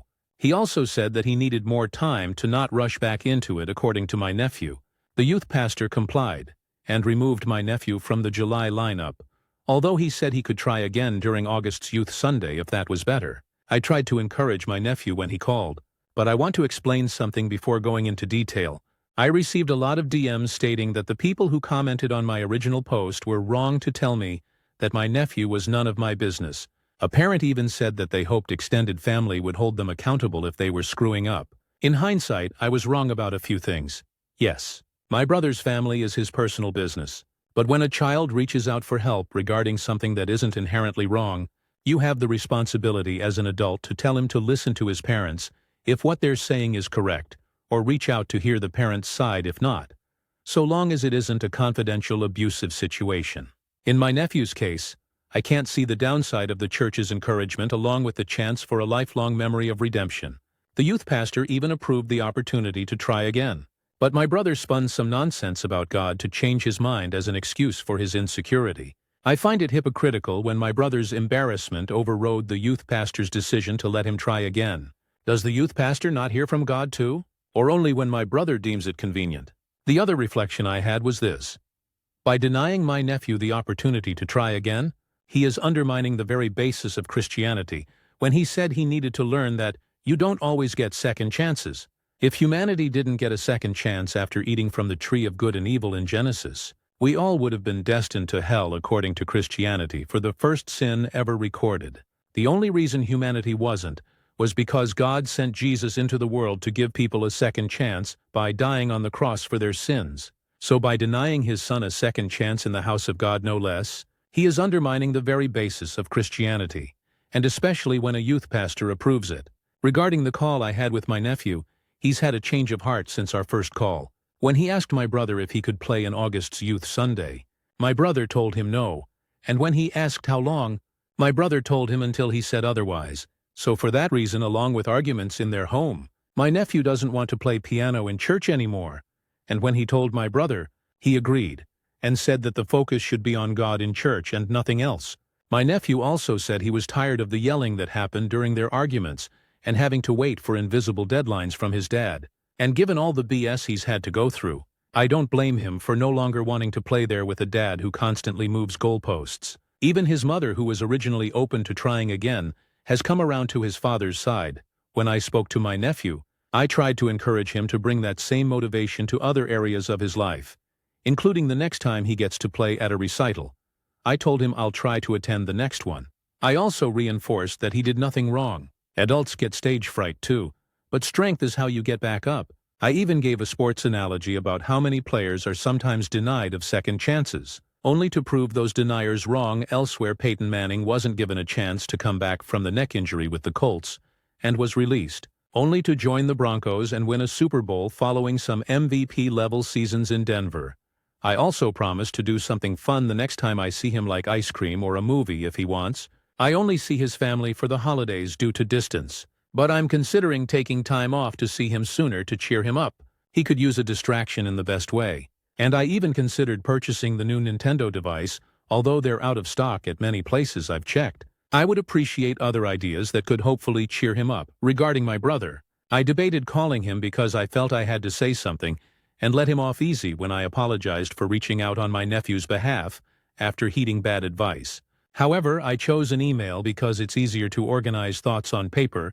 I started by telling him that while it wasn't my place to tell him how to parent his family, I wanted to provide my opinion one last time regarding this situation. In a much softer way than I spoke about my brother in this post, I tried to remind him of how God sent Jesus to give humanity a second chance, like I said above. And I did so without accusing him of depriving his son, because I want him to consider it. I also encouraged him to speak to someone else at church for a second godly opinion, because the church seemed supportive of his son, and even if he wouldn't play in July, I encouraged him to let him try again in August so that he wouldn't build resentment towards the church or his family. If my nephew chooses to walk away from Christianity, he would be validated in doing so for any reason. But it would be a shame if it happened over something as frail as his father's ego. So I'm hoping for the best. He hasn't replied yet. And it's been a few days since I've sent it. I wanted to be harsher than I was because people like him give Christians a bad name, using God as an excuse for their insecurities and hurtful behavior. But using that tone would have been an immediate turn-off, so I opted for a softer one. All I can do is hope he considers getting godly counsel from a church that seems to be supportive. Third update. My brother finally responded to the email I sent him, and he did so via text. He said he was disappointed that I went back on my word to bring up the matter, after believing our previous call would be the last. He also said I had no right to use the Bible to try and convince him, because I wasn't a practicing Christian. He then said that he didn't tell me how to live and that he didn't want me to bring it up again. I have yet to respond to him. But I did have another conversation with my nephew about a recent decision he made. He told me that he had decided to stop playing piano altogether for a few more reasons I hadn't known. He previously mentioned that there was often yelling when he asked his dad if he could try again. But what I didn't know was that he was punished for asking the youth pastor if he could try again after my brother said no earlier in the week. And when he told my brother that the youth pastor said yes, he was punished. My brother took away his video game device for a few days before returning it. So that played a part in him losing the desire to practice for much of last month. And he has now decided to quit piano entirely. When he told my brother, he agreed with his decision. Although his mom disagreed, my nephew said he was embarrassed after my brother went to the youth pastor and told him that his son disobeyed by asking the youth pastor to try again after he said no. And that played a part in the youth pastor's decision to remove him from the lineup. So, while my nephew didn't give me the whole story about how he had already been told no by my brother before asking the youth pastor, my position still stands that my brother is wrong. My nephew should be commended for wanting to try again, but he was punished and lost his passion instead. I can't blame my nephew for not wanting to continue in such a spiteful environment at home.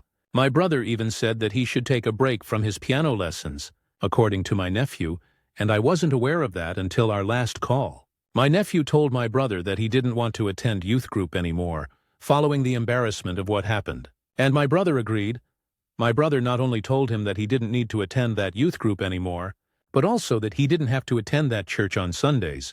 He said they would look for a new youth group in the community so that he could have a fresh start. He also said that that would help kill the noise at church about when he'd try to play again. My brother has switched churches a few times over the years, but I find it sad that my nephew lost a non-toxic, supportive church community, which seems to be all too rare these days. By giving my nephew the standing ovation after his shortcomings, they showed the love of Jesus, and that shouldn't be taken for granted. It wouldn't surprise me if my brother left eventually. He teaches a lot there, so I'm guessing he has commitments to see through, but I would bet money that he does sooner or later. I tried to encourage my nephew not to let them taint his passion for piano, but he had already decided when we spoke.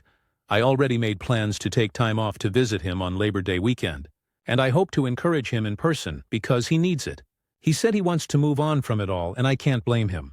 I debated telling others in our family about the shameful way he destroyed his son's hobby, but I haven't because he wants to move on, and that could make things worse for him at home if they think he told others. Instead, I'm looking into getting counseling from a professional to see how I can better support him going forward. That likely won't happen before I visit, but I want to be able to help him long-term because there will likely be other issues with his parents. I already lost respect for my brother's politics in recent years that he'd often bring up in calls despite me saying I don't want to hear it. But no only matters when he says it regarding the piano incident. But this has somehow made me lose even more. He's dead to me for how he's treated his son, but I'm holding back my desire to yell at him to ensure I'm not cut off from my nephew, who feels comfortable venting. He ain't getting support from them. So I think it's more important to keep a connection for his future. Fourth update, gonna keep this brief as my only update, came via a text. When I drive to visit my brother for the holidays or during the year, I give him a heads up about the weekend I'm thinking of. And we've done that for years. It also helps us schedule activities too. And my brother was cool when I initially told him that I could visit for Labor Day weekend. I texted him a few days ago about it, and he replied that it was fine. But now, he's changed his mind and sent a new text apologizing for the last-minute change. He said he doesn't think it's a good time for me to visit, given what happened with the church situation. But if I choose to come anyway, we wouldn't hang out, and I couldn't stay with them. To save money in years past, they would allow me to stay in their family room on one of the couches that turns into a bed. But that is now off of the table for Labor Day weekend. This is the first time he told me I couldn't come, And when I called to hear him explain over the phone, he said he didn't want me to talk to my nephew over the phone for the time being. And he also told my nephew not to call me either. I told him that I didn't think that was right. But he said he'd know if I called my nephew, and I'm aware that my nephew has parental controls on his phone. So from this point on, I'm not going to communicate further with them until I speak with a counselor to see how I can best help my nephew now and in the future. I'm worried that there's more going on that I don't know, given the yelling among other things my nephew mentioned regarding the incident. But I'm going to get counseling from a professional first because, at this rate, I feel like things are hanging by a thread. So I'll get advice before making a mistake and getting cut off entirely when my nephew might need me in the future. I have booked an appointment with my doctor to see if he can refer me to a therapist faster while searching for some online in the meantime. New update: Labor Day has come and gone. I didn't visit my brother per his 180. And I didn't respond to his 180 text either. When I didn't respond for a few days, he actually had the nerve to call me and apologize for the last-minute change. When he asked why I didn't respond, I voiced my displeasure with his 180 and how he told me not to contact my nephew regarding the latter. He said he blocked my number on my nephew's phone using parental controls because he wanted to de-escalate the situation, and that led to another argument. He said it'd be temporary, but who knows with him. I previously mentioned booking an appointment with my doctor to see if he could refer me to a therapist, but since his earliest appointment was a few months out, I decided to use my job's employee resources, which offered free counseling for employees much sooner. I explained my nephew's situation, how he reached out for help, and mentioned that other issues were going on at home, but didn't want to specify when I asked if anything else had happened besides the yelling. My counselor said that they were trying to isolate him because why would they pull him from a supportive church and tell me not to contact him too? She recommended telling my parents and potentially others because it'd be hard for them to cut off everyone. So that's what I decided to do. I called my parents, who are both Christians, and told them everything that happened to my nephew, and they were disgusted and unaware of the situation. They attend a different church than my brother. They called my brother shortly after our conversation, and my brother later texted me that I had no place to tell them about his family business. I decided to call him rather than argue over text, and we had a brief conversation. He said the situation was already over because his wife and son had already begun attending another church, and that he'd joined them after finishing some commitments since he still teaches at his church. He also said that I was no longer invited to come over for Thanksgiving and Christmas for the foreseeable future, until things die down. I called my parents shortly after our call ended, and they were disgusted with what he said. My parents have since debated two courses of action. The first is to call for a wellness check for my nephew or CPS. They're researching which would be better for this situation. And the second they already did. They reached out to a pastor at their church and told him the full situation with my nephew.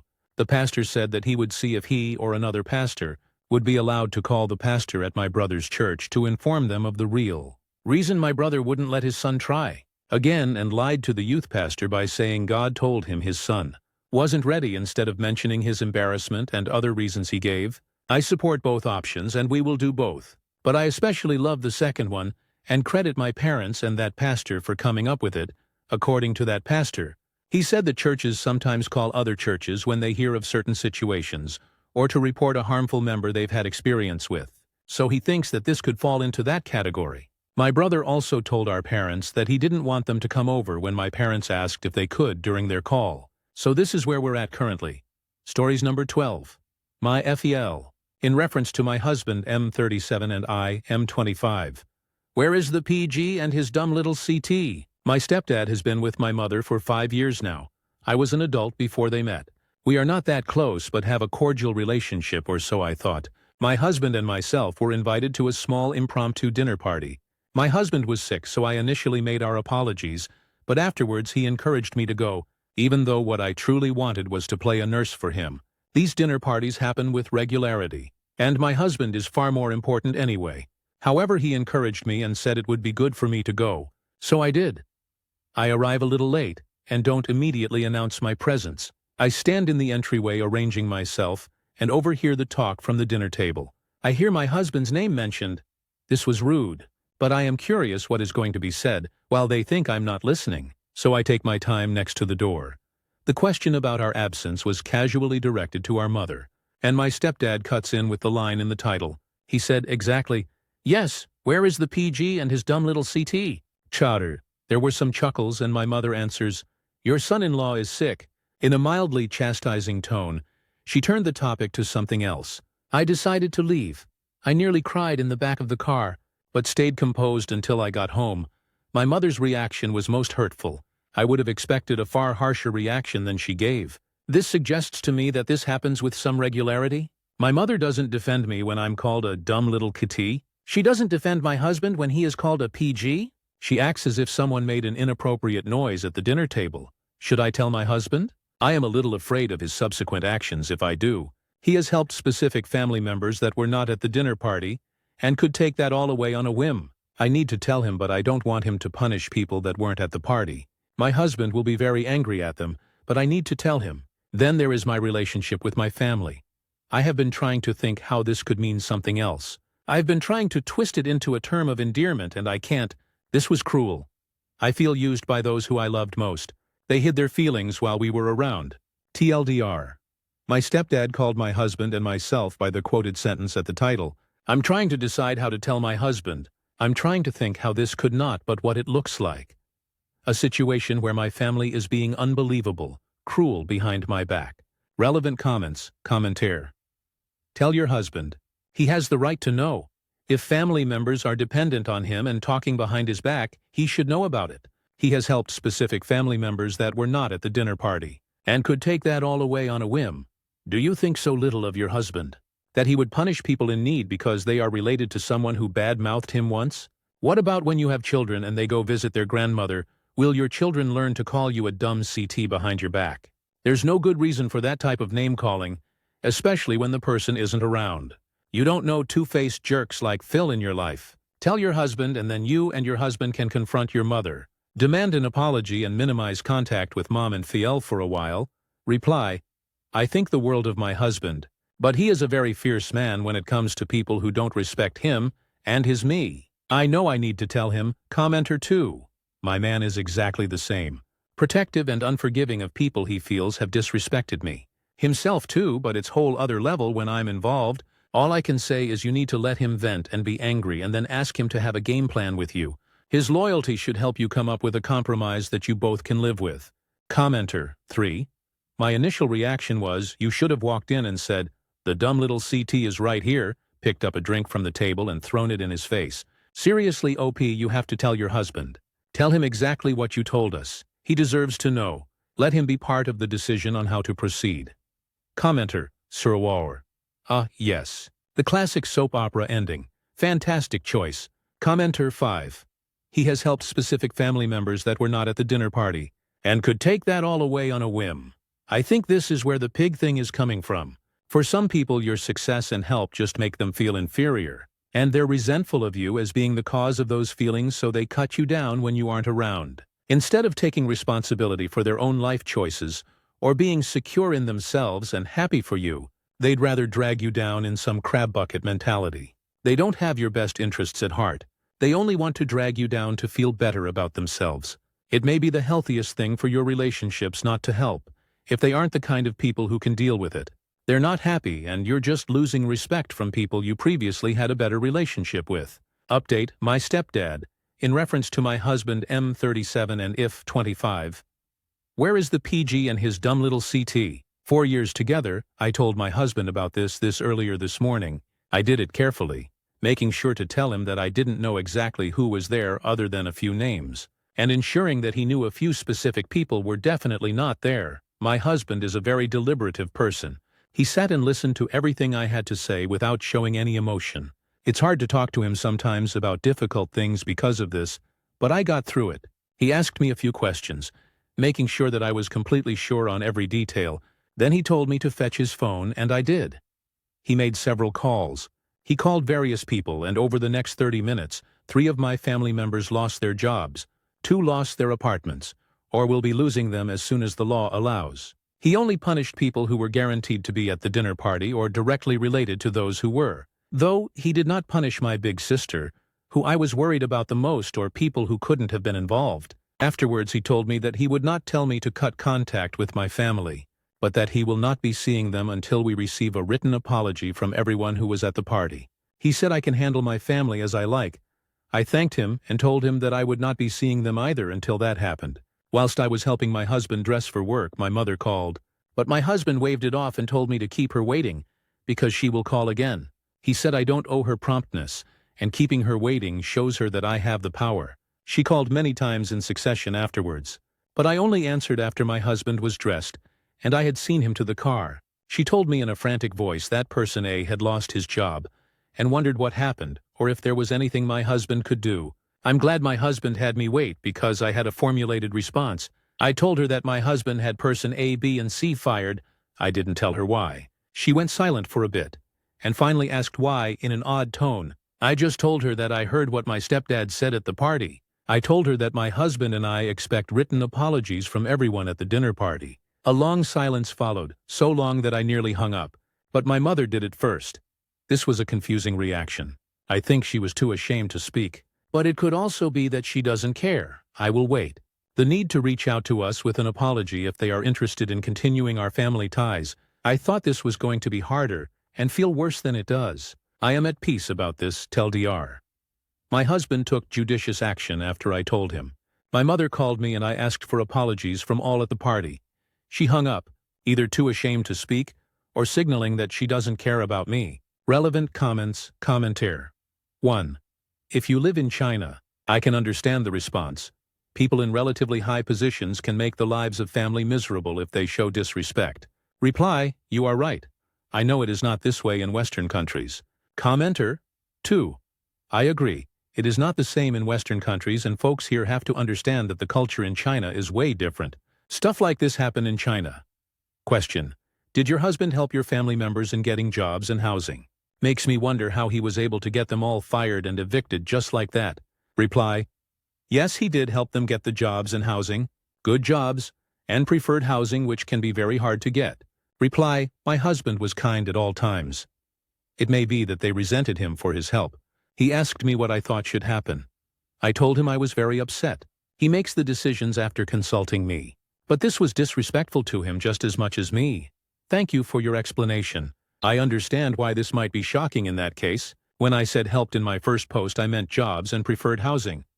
Commenter 3. What the hell?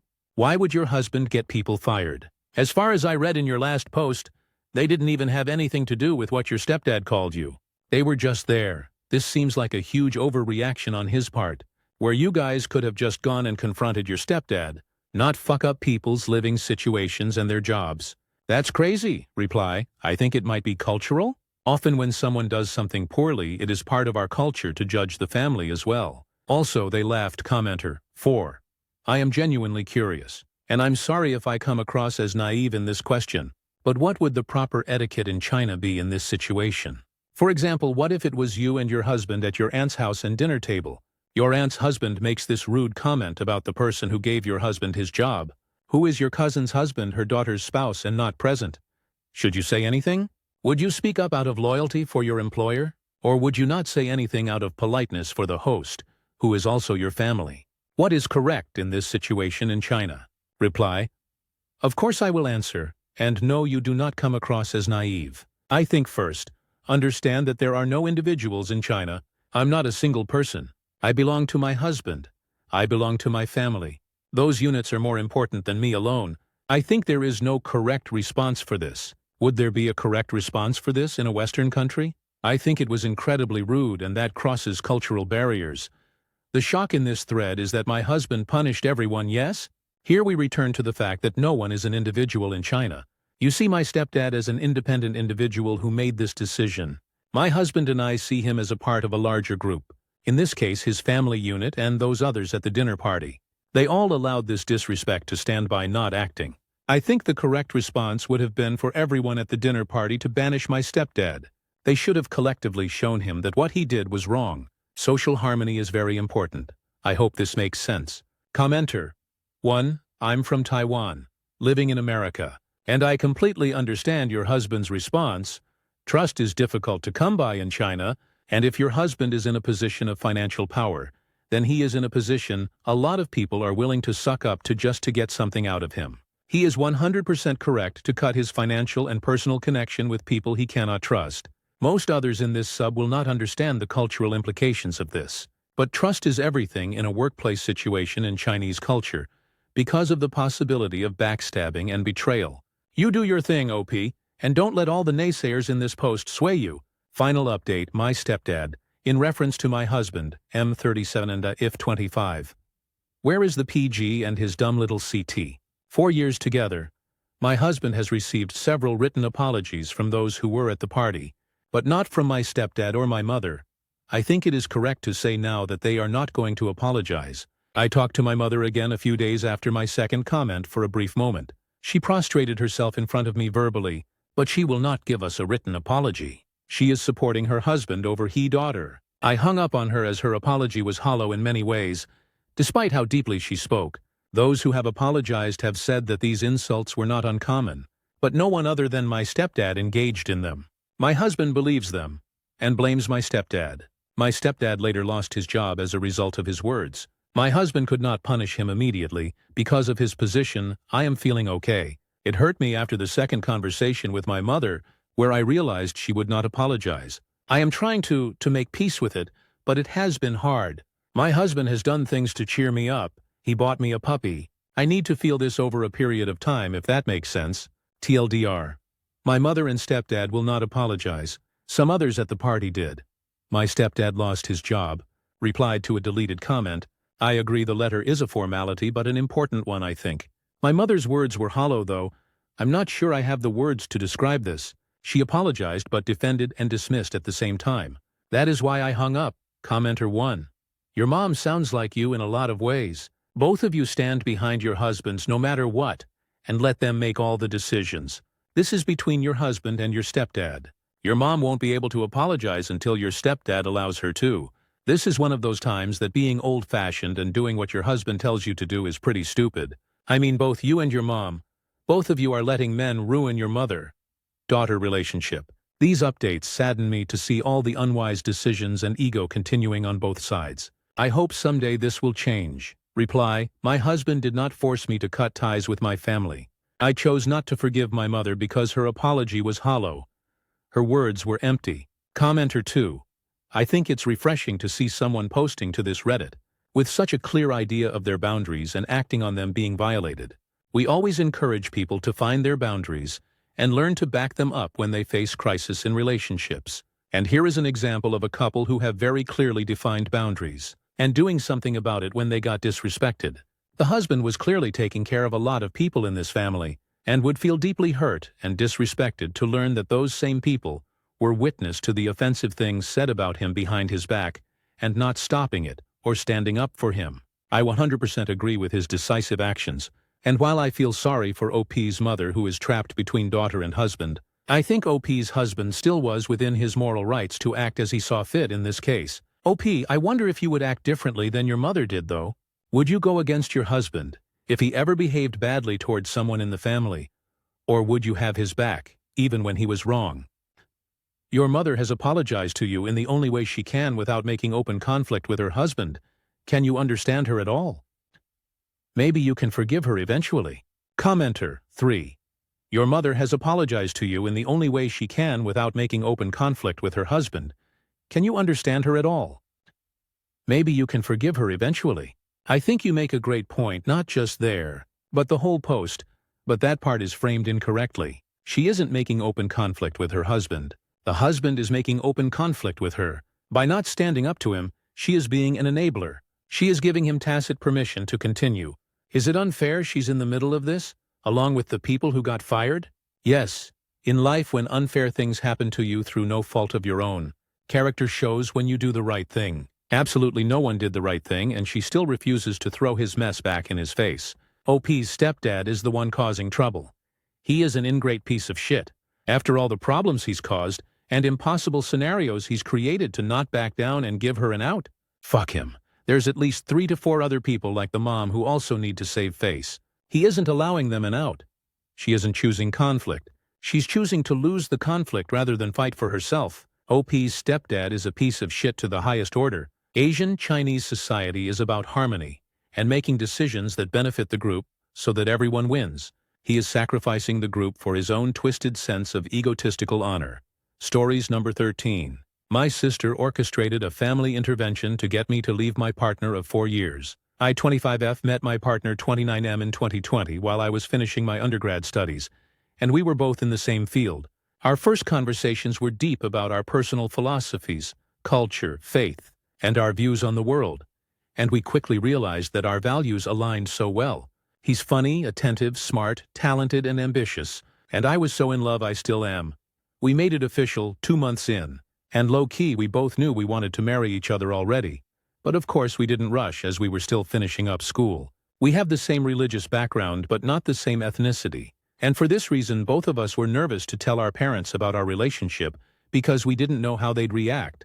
Most ethnic parents would want their kids to keep it within the culture. But from what I know they may be stubborn at first but will come around eventually, right? For me, ethnicity is a non-issue. We're both religious, so having the same faith is more important in my opinion. I thought my parents would think the same, because if they're so religious too, then they shouldn't place their cultural values over their faith. Anyway, my partner didn't wait too long to tell his parents. They and his siblings were very supportive and welcomed me with open arms. I, on the other hand, hesitated for the longest time because I really had no idea how my parents would react. I'm a bit fearful of them, and honestly, my relationship with my parents isn't that close. Of course they're caring and all, but not in an emotional way where I can come up to them and be vulnerable about something. Definitely not my dad. This is where I'm at fault. Because even if it was hard for me to be honest with them, I should have just done so instead of hiding my relationship from them. My siblings knew before my parents. They didn't care, but my sister 29 on the other hand, being the eldest, aka the third parent, was too panicked about it and advised me to just end the relationship because interracial marriage is going to be complicated. But that's not the advice I needed, and I didn't want to just end the relationship either. I truly believe he's my soulmate. Her entire attitude towards it was kinda just, I gave you my 2 cents. I don't want to be involved in this mess. I think it was a year into our relationship and my mom found a birthday card from my partner in my room. She found my stash of greeting cards from him and read them all. She confronted me with them and she wasn't even mad. But when I told her about his ethnicity, she freaked out. She made me tell my dad and he just LOL'd in my face and didn't even let me talk. Took a couple of days for my mom to calm down because honestly she really was overreacting. The conclusion was they ain't happy with the relationship and wanted me to end it. I didn't want to, of course. It was swept under the rug. And for the next 3 years, my partner and I continued our relationship and even went on some trips together. But my parents were in the dark about the specifics of it all, which, of course, the dishonesty is very wrong. But in my mind, they didn't create a safe space for me to be honest with them. I couldn't just tell them, oh hey, I'm going out for dinner and he's going to be there, bye, love you XO. The conversation about us would only be brought up occasionally in those 3 years. Because at this point, me and him are ready to get engaged, and we just need my dad's blessing. It would always end in an argument, feelings hurt, and no blessings given. They refuse to even meet him. I'm still being patient and holding out hope that my dad will come around or something by mid-2024. My dad hadn't properly spoken to me in like 2 years, but my mom, on the other hand, is a lot more understanding. I wouldn't say she's supportive, but understanding, at least, in her words. She just wants to help me avoid an unsuccessful marriage because in her mind, interracial marriages just don't work. But if I'm so sure about him, then she will be by my side. And if it fails, she'll be there with open arms. My parents are traditional, but she's always been the more level-headed one between them, besides that freak out the first time. Now the catastrophe, end of 2024. My sister suddenly stepped in and asked to meet my partner. She's my dad's favorite, and if there's one person that could sway his thoughts, it would be her, so this opportunity excited me and my partner because it finally felt like there's light in the end of this tunnel. We have been patient, but the stress of all this was starting to put a strain in our relationship, especially in the last 2 years. But we loved each other a lot and didn't want to let go no matter what, and we would always work things out with communication. Sister and him met up and talked for hours. I wasn't there, but it went well, and he left a good impression on her, and she said she'll talk to my dad. Side note. Him and I discussed beforehand that we don't need to disclose how many times we saw each other or what trips he was involved with. We know the dishonesty and hiding was wrong, but we felt like we were entitled to that privacy at the very least. He's the type that loves honesty and just says, fuck what people think.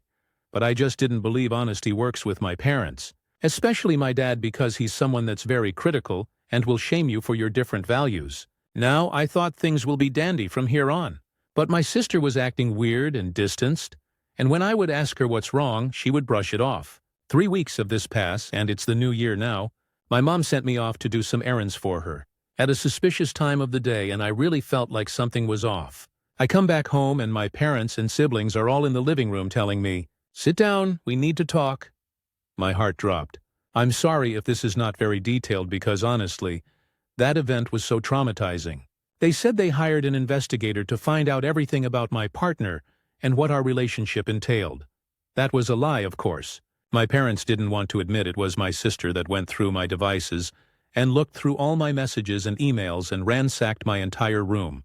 She proudly admitted to it later.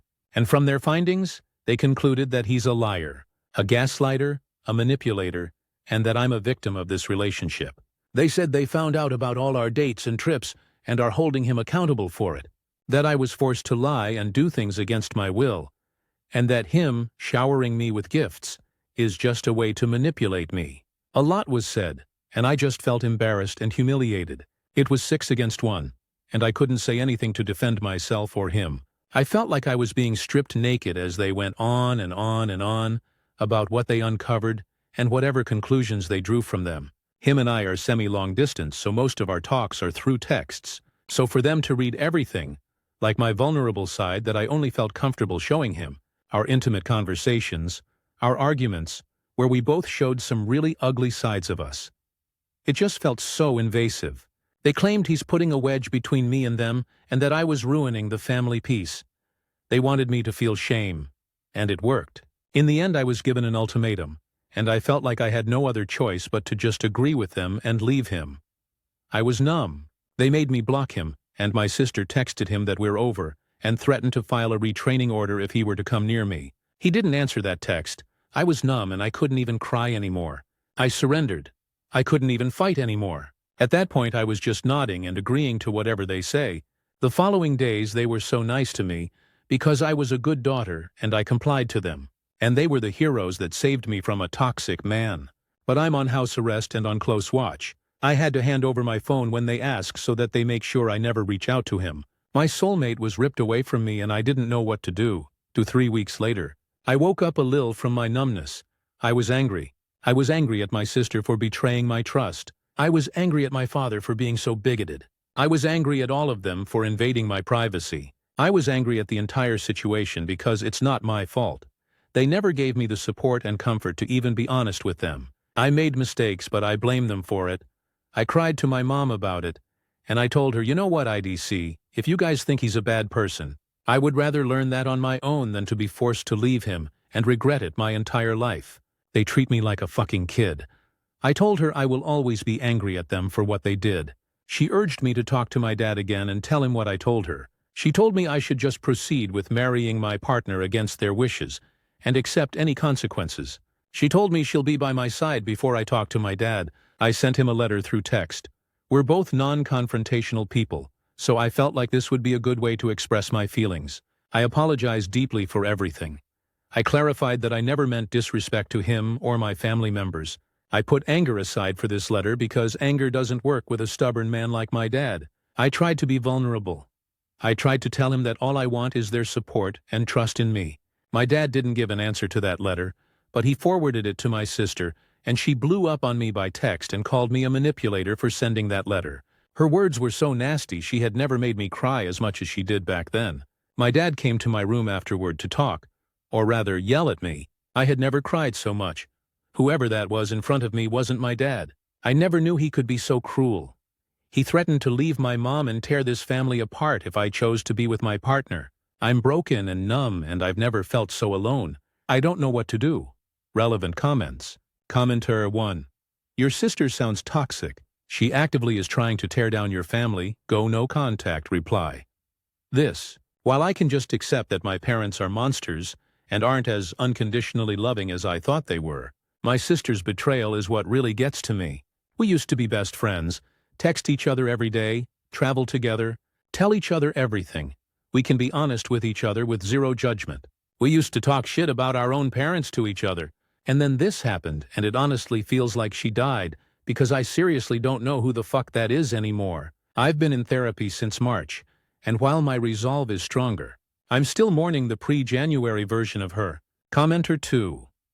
If this has been sitting in your drafts for 6 months, you've made a decision by now. If you let your family decide your fate, you don't deserve your soulmate, and hopefully he has moved on. You can just be happy with whatever marriage your parents choose for you. Commenter 3. I forgot about that part. But it's a good point. Has OP even talked to her ex in 6 months? Does he know what happened? Has he moved on? And is he willing to accept her toxic, controlling family and her weak, spineless nature, even if he's still single? Personally, I think OP's ex dodged a bullet.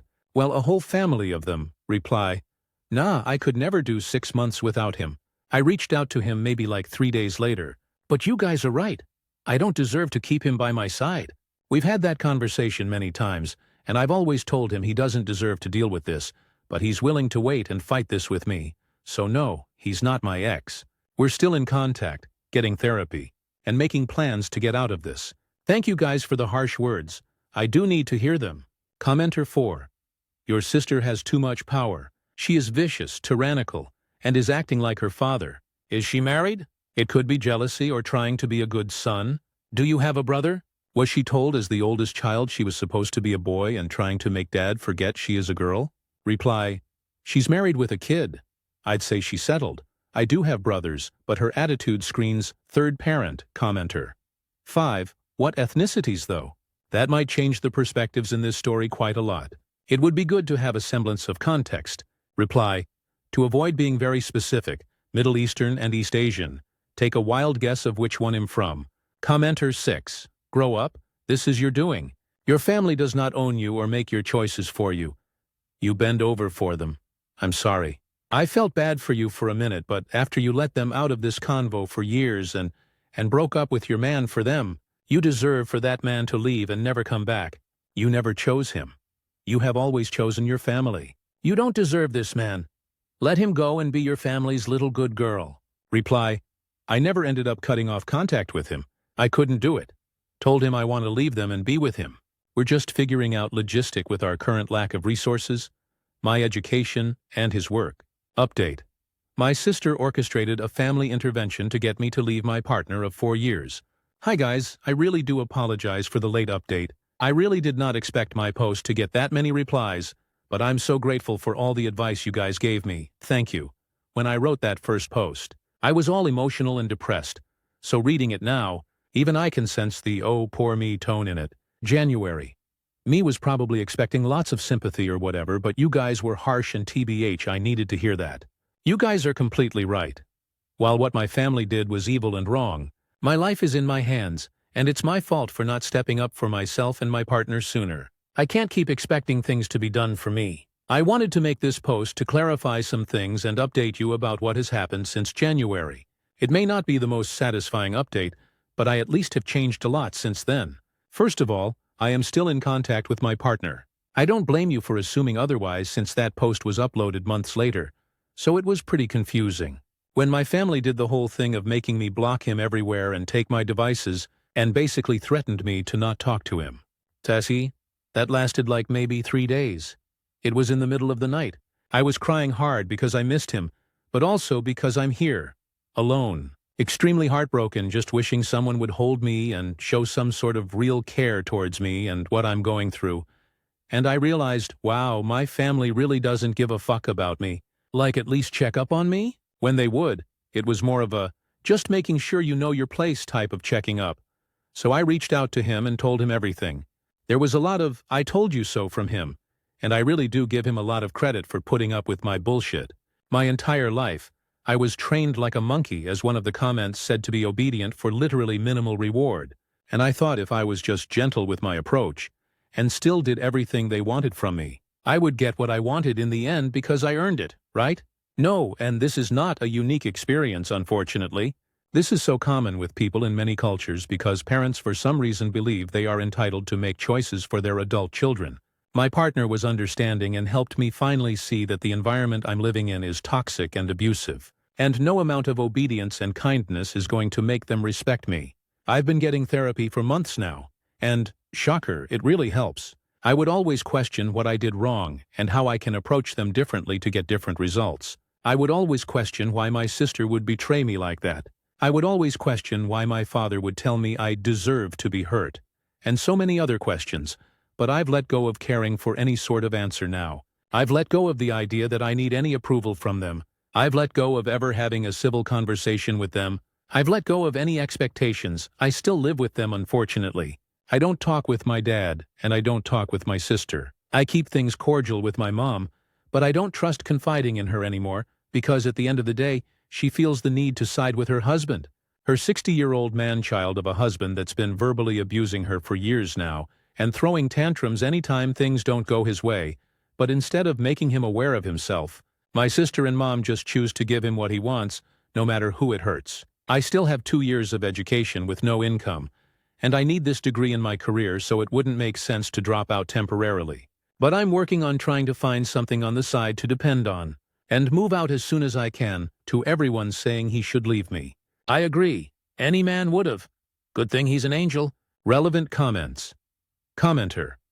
1.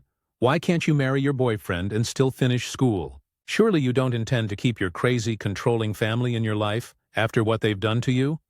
Commenter 2. Why can't you marry your boyfriend and still finish school? I'm guessing her parents are paying for school. Still bullshit though. Reply. Nope, they're not paying.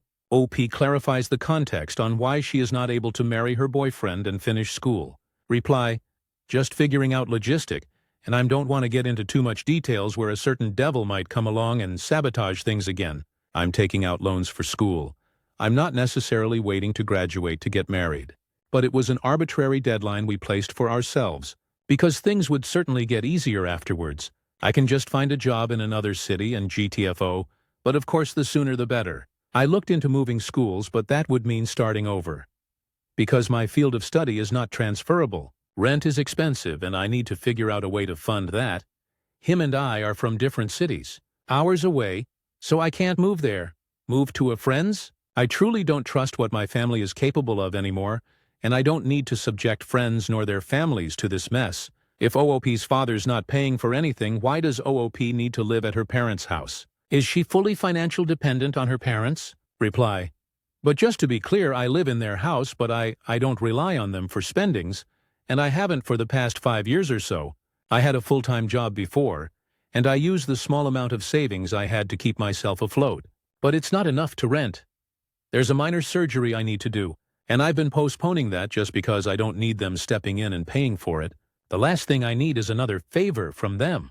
They will surely hold that over my head and call me ungrateful. Look, I agree, but there's a clear difference between them paying for my housing versus I simply exist in their house.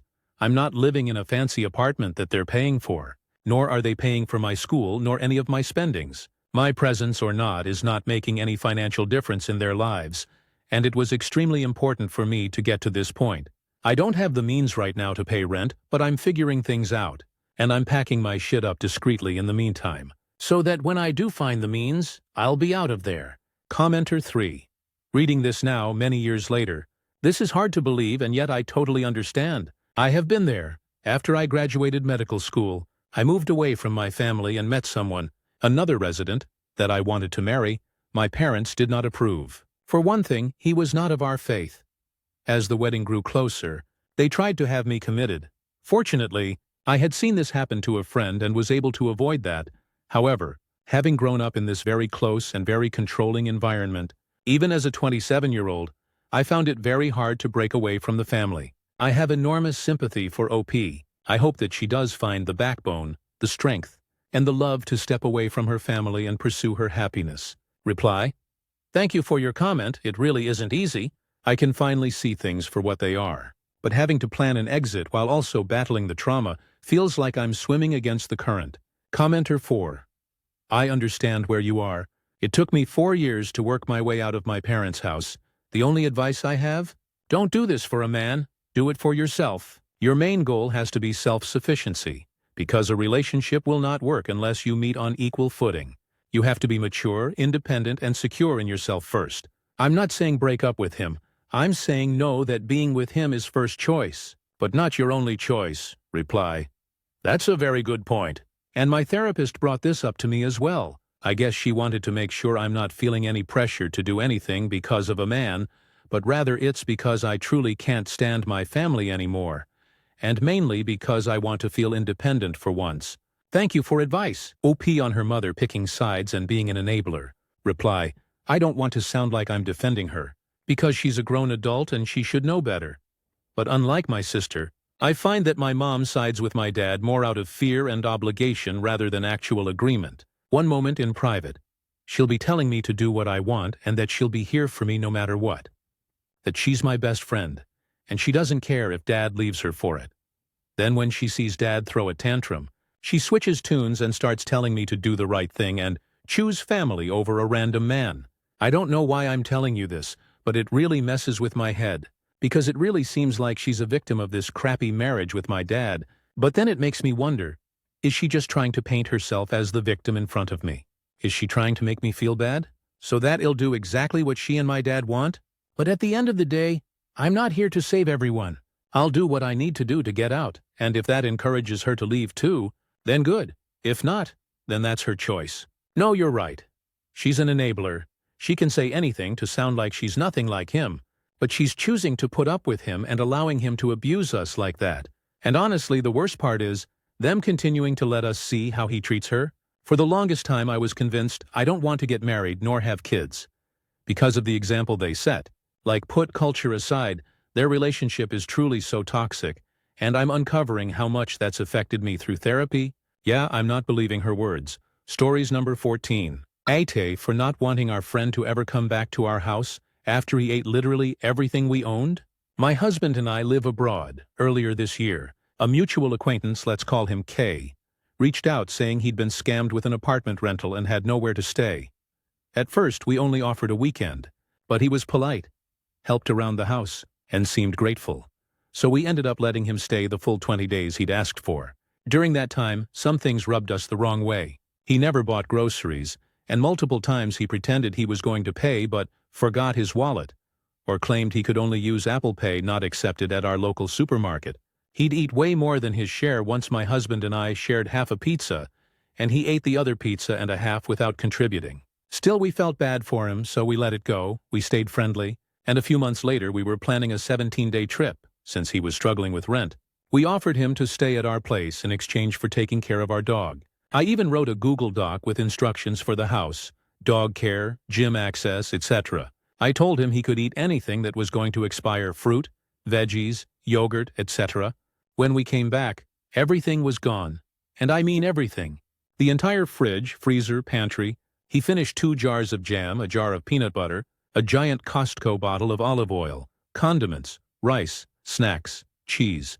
Even my husband's supplements: creatine, protein, collagen. He completely destroyed a ceramic pan. He consumed things that usually last us 6 months in just 2 weeks. I honestly suspect he might have taken stuff with him because it's insane how much was missing. I didn't confront him except to ask him to replace the pan, which he mocked me about. It's just a pan. Why are you making it a big deal? I felt deeply disrespected. Now he keeps texting me, acting like nothing happened and wants to hang out. I told my husband I don't want him in our home ever again. My husband says I'm being too harsh, and if he wants to stay friends, that's his choice. But I feel completely taken advantage of and disrespected, so, Aita for not wanting to see this guy ever again and refusing to let him come back to our house? Comments? Commenter 1. He didn't consume it all in that time. He emptied your place and took it back to his to last him a while. He stole from you like he was on a shopping spree. Commenter 2, NTA, change the locks. He gets wind from your husband. You have an overnight stay elsewhere. He will be restocking again. He made a duplicate.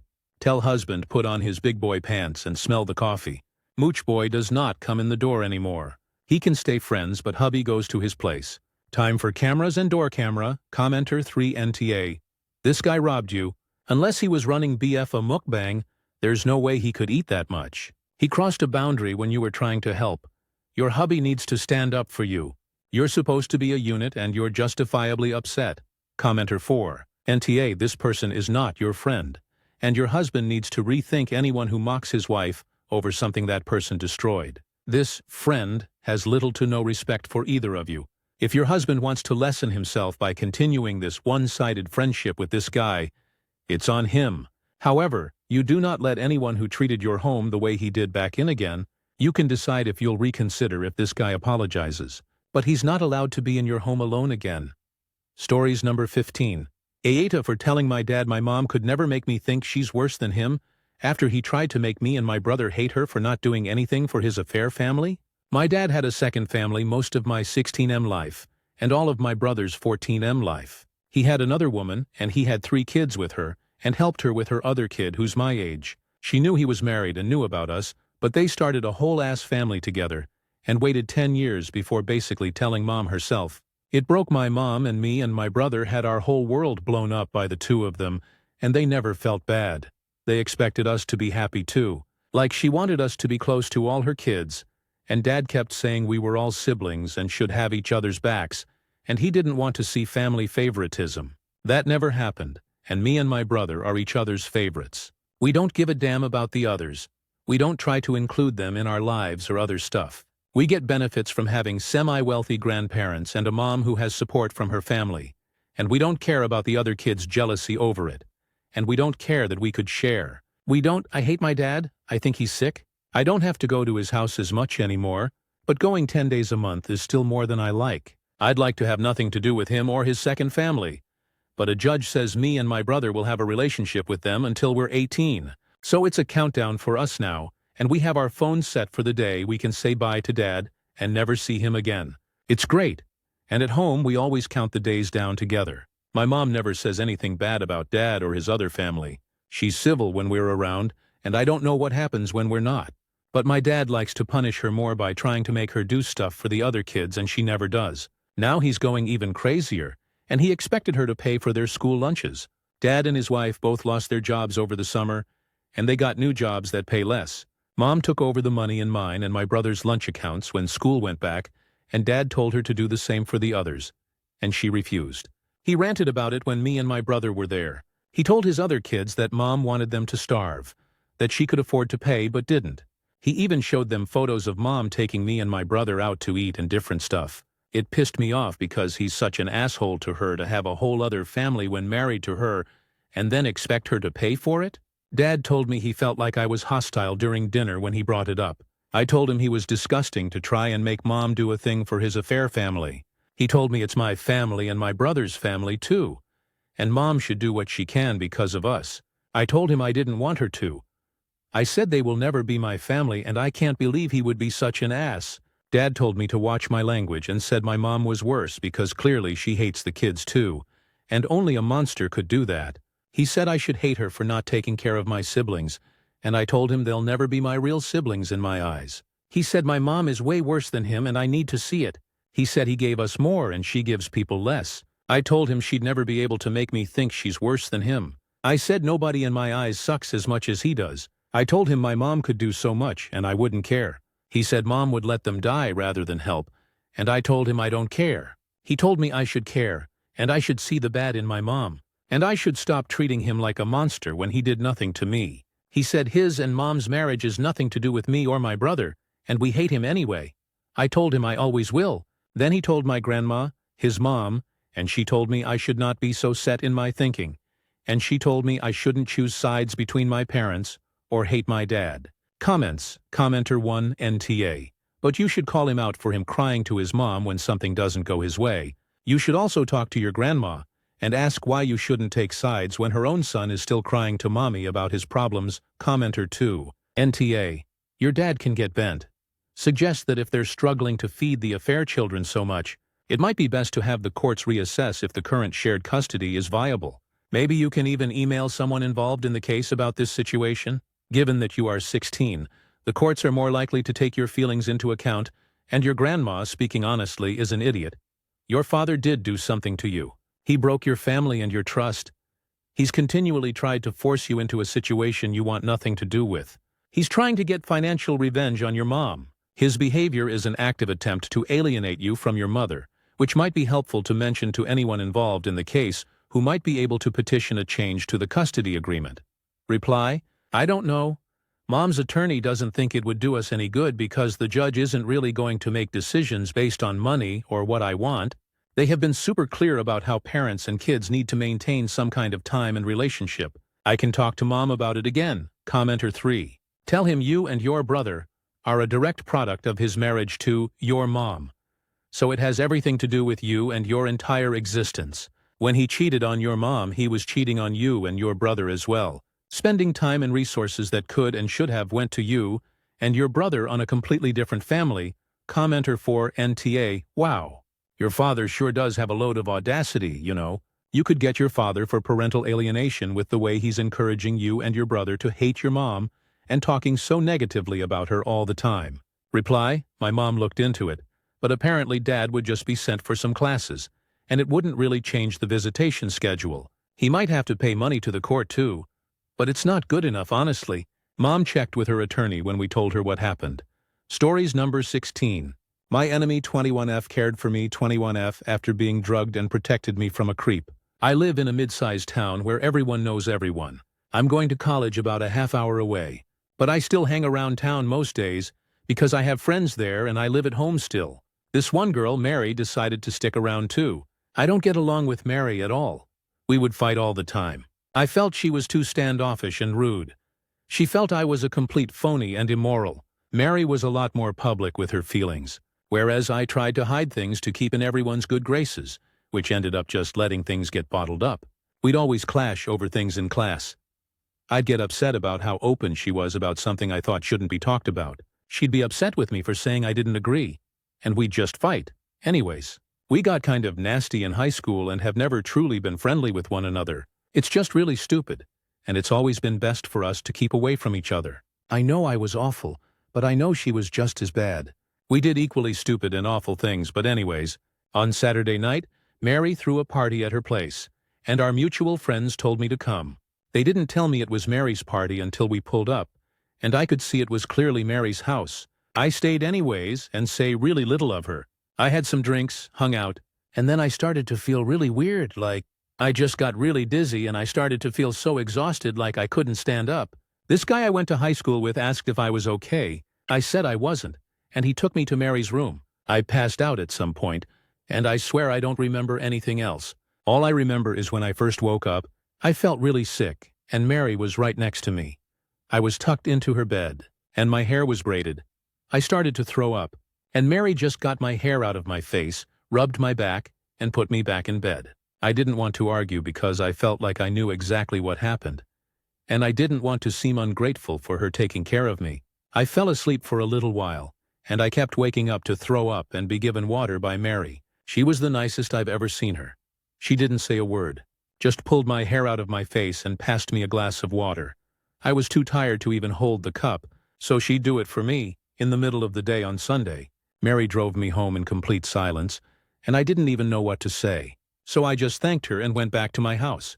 My parents took me to the hospital and police station, and I'm just trying to recover at home as best I can. I still haven't said anything else to Mary, and I feel like the worst person alive. One of my friends came to see me today and told me that Mary had seen the guy that had taken me to her room and basically tore him off of me because he was trying to do some creepy shit. She's this tiny little 5-foot-tall girl that could get blown away if you blew hard enough in her direction, and she hit, bit, kicked, scratched, and did anything she could to get this skyscraper former QB off me. She did that all for me, and all I could say was, thanks, I don't know what to do. How do I repay her without coming off as fake or obligated? What do I say to her? How do I express the gratitude I feel in a way that doesn't feel like appeasement? This is just so weird to me. I used to feel this bone-deep rage whenever her name was just mentioned, and now all I want to do is cry and hug her. I feel so weird, like I owe it to her to be her friend. I don't know, I'm so confused. Advice is welcome from all angles, please. TLDR. My enemy defended me from being abused and cared for me after being drugged. Relevant comments. Commentaire. 1. You have learnt an important lesson. Just because you do not like someone, that does not mean they are a bad person. It can just mean your personalities clash. You do not owe it to her to be her friend. But you can now understand that she is a person with some seriously positive and strong values. It seems she acted more stronger and completely than the friends that brought you to that party. It is a good idea to communicate your gratitude in a more complete form now that the dust has settled. But you should also offer your respect. It was earned here. Commenter 2. In your shoes, I'd drive myself to her house, give her a hug, and tell her thank you. Explain that you heard everything she did, and you're extremely grateful. You don't have to be her friend. And it's not like her acting great now wipes your history clean. But I do think it's worth telling thanks in person. She did a stand-up job, and even if you don't become friends, I think you'll always have a better view of her. I have people I'm not close friends with, but I know would always have my back if I needed them, and vice versa. Mary could be one of those people, and it's worth letting them know you appreciate their efforts. Edit. A huge thank you to everyone replying to this. It's really helpful. Mary and I's relationship has been a lot more complicated and rough than I felt comfortable articulating, so this is a lot more difficult than it seems to be. But this advice was really helpful. I got Mary's number from a friend and texted her asking if I could take her out for lunch or something. She offered instead to bring me lunch, so she'll be over in a little bit, and I'm hoping to thank her for everything. Minor update. So Mary just left my place. She brought me the most incredible soup, but it was just awkward to hang out together for the first time literally ever. I kept trying to tell her how thankful I was, but she shut me down and kept asking me not to. I stopped, and we just sat together in silence for a while. Mary told me that the same guy from her party had done the same to her in our junior year of high school. Nobody had been there to stop him back then, and she became a victim because of it. She told me that she's always wanted revenge, and she didn't do it for me. She did it for herself. All she wanted to do was feel like she had won over him, and she didn't even care that it was me. She just needed it to be somebody. Mary hadn't even known he was there, but she saw him, and she had her eye on him all night. I was so stunned I didn't know what to say. So all I could say was that I was sorry, and I hoped things were better. And I was so thankful. And Mary just left. I don't even know what to do. I'm just floating. Relevant comments. Commenter. 1. I have read your updates, and I wish to offer you my sympathies for the outrage that occurred to the both of you. Mary is certainly a person worthy of respect and admiration. Seek counseling for what you have been through. You two are bound through a shared experience. Others cannot truly understand. May peace and love be with you always. Commenter 2. You don't need to be friends. Don't hold on to high school grudge either. The reason you dislike each other seems to be just personality clash, and if I may be frank, you policing her behavior from the impression I got, I mean, why would you even feel like arguing when was helping you without saying a word? But that doesn't matter now. Reading your edit. Her response seems to be still a bit distant, so she may not want to be friends either. True, it could be for revenge, but she still held your hair and helped you drink afterwards. She did more than a decent person would do. She could have left it at kicking the guy out and not taken care of you, leaving you to help yourself. True. I think it could have been anyone, but the act tells it is more than revenge. She may do it to heal and save her past self, but she is channeling that by helping others. Despite her true intentions, she did a good thing and is a good person. Anyway, you have already gave you her thanks verbally. Why not thank her by asking her to get her true revenge together by taking it to the police? You went to the hospital, so you surely had a drug test. You have witnesses and proof. Ask her to help you and help herself get the further revenge. Then you can go your separate ways, putting your past differences behind. Stories number 17. My 28F boyfriend 29 let my stalker ex 28M into our apartment to leave me a birthday surprise. How do I handle this absurdity? I 28F broke up with my ex 28M 10 months ago, but he will not get over it. Despite me wishing to no longer interact with my ex, as well me as dating someone new Cole 29M, my ex has been trying to win me back by doing over-the-top things like sending me gift baskets, love letters, chocolates, etc., even though I've blocked his number on all social media and always ignore his attempts to woo me with his gifts. He never actually interacts with me directly, never waits for me outside or tries to talk to me. He just leaves me gifts at our doorstep and runs away. It's creepy and makes me super uncomfortable. Cole, who I live with, doesn't actually see an issue with this and says he feels bad for my ex and doesn't want me to waste my ex's money efforts. So I reluctantly just let Cole eat the chocolates and other crap since he insists I don't throw them out. He even likes reading the love letters even though I tell him I don't want to. I don't understand why he's so chill about this because my ex and Cole aren't even friends and have never interacted. So it makes no sense why he's so okay with my ex doing these dumb gestures that he knows make me uncomfortable and creeped out. If anything, Cole should be pissed off that someone is trying to steal his girlfriend, right? Anyway, all of this finally came to a head on my birthday. After work, I came home to our apartment decorated in balloons, chocolates, and flowers. I'm immediately touched, thinking all of this was a surprise from Cole. Nope. Apparently my ex actually came over with all this crap, buzzed our apartment doorbell. Cole let him in, and allowed my ex to decorate our apartment and leave gifts for me. Then my ex left before I could get home. Cole apparently saw no issue with this. He literally let my ex into our apartment like it was no big deal, because my ex came all the way with all these gifts, which was such a thoughtful gesture. Now I feel totally unsafe.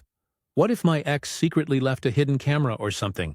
I have no idea why Cole is so fine with all of this. I've talked to him over and over, and he won't understand why I would want to reject free stuff from someone who cares about me. I love Cole, but the fact that he actually let my ex into our apartment was a huge breach of my trust, and I have no clue how to deal with this. Is this relationship just unsalvageable, or is there a way I can get it through Cole's head that none of this is okay? Could Cole have ulterior motives by letting my ex do all of these things? Any advice is welcome. I just have no clue how to handle this absurd situation. Thanks, Edit. Thank you for all the insight, everyone. I really appreciate it. I don't have the money to do everything that was recommended, but I am going to do some investigating into Cole and my ex, possibly being in cahoots with each other, and confront Cole this weekend, likely to end this clusterfuck of a relationship. If there's any interest, I'll update if anything significant happens. Thank you again. Update: my 28F boyfriend 29M let my stalker ex 28M into our apartment to leave me a birthday surprise. How do I handle this absurdity? Hello all. My last post blew up a bit and many people were concerned about me, so I'm going to give you this update. I can't even put into words how insane this situation has gotten. Original post is here.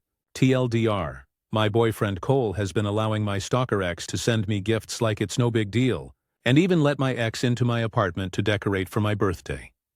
When I got back home on Friday, I tried to come up with a good plan to keep myself safe while I confronted Cole in case he were to do something scary.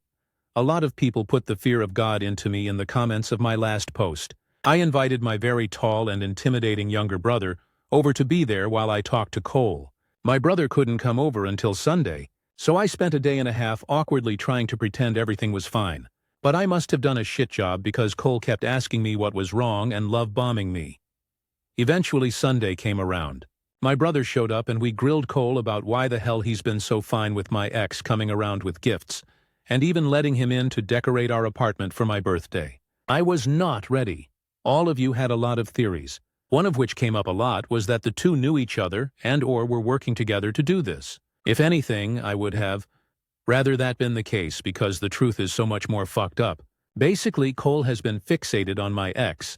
He has essentially been stalking my stalker. Cole admitted that he made fake social media accounts, yes, multiple, to follow my ex, and has been stalking his Instagram and Facebook, apparently. My ex has been making a lot of vent posts about me and how hurt he is that I'm not returning his feelings, and have moved on so fast, and Cole has been egging him on his alt accounts to get my ex to keep trying. The reason my ex is still stalking me is because Cole has been literally telling him to on his fucking alt accounts. It's obvious my ex is unstable if he's listening to random strangers telling to keep trying, and Cole is taking advantage of his instability by planting thoughts into his head.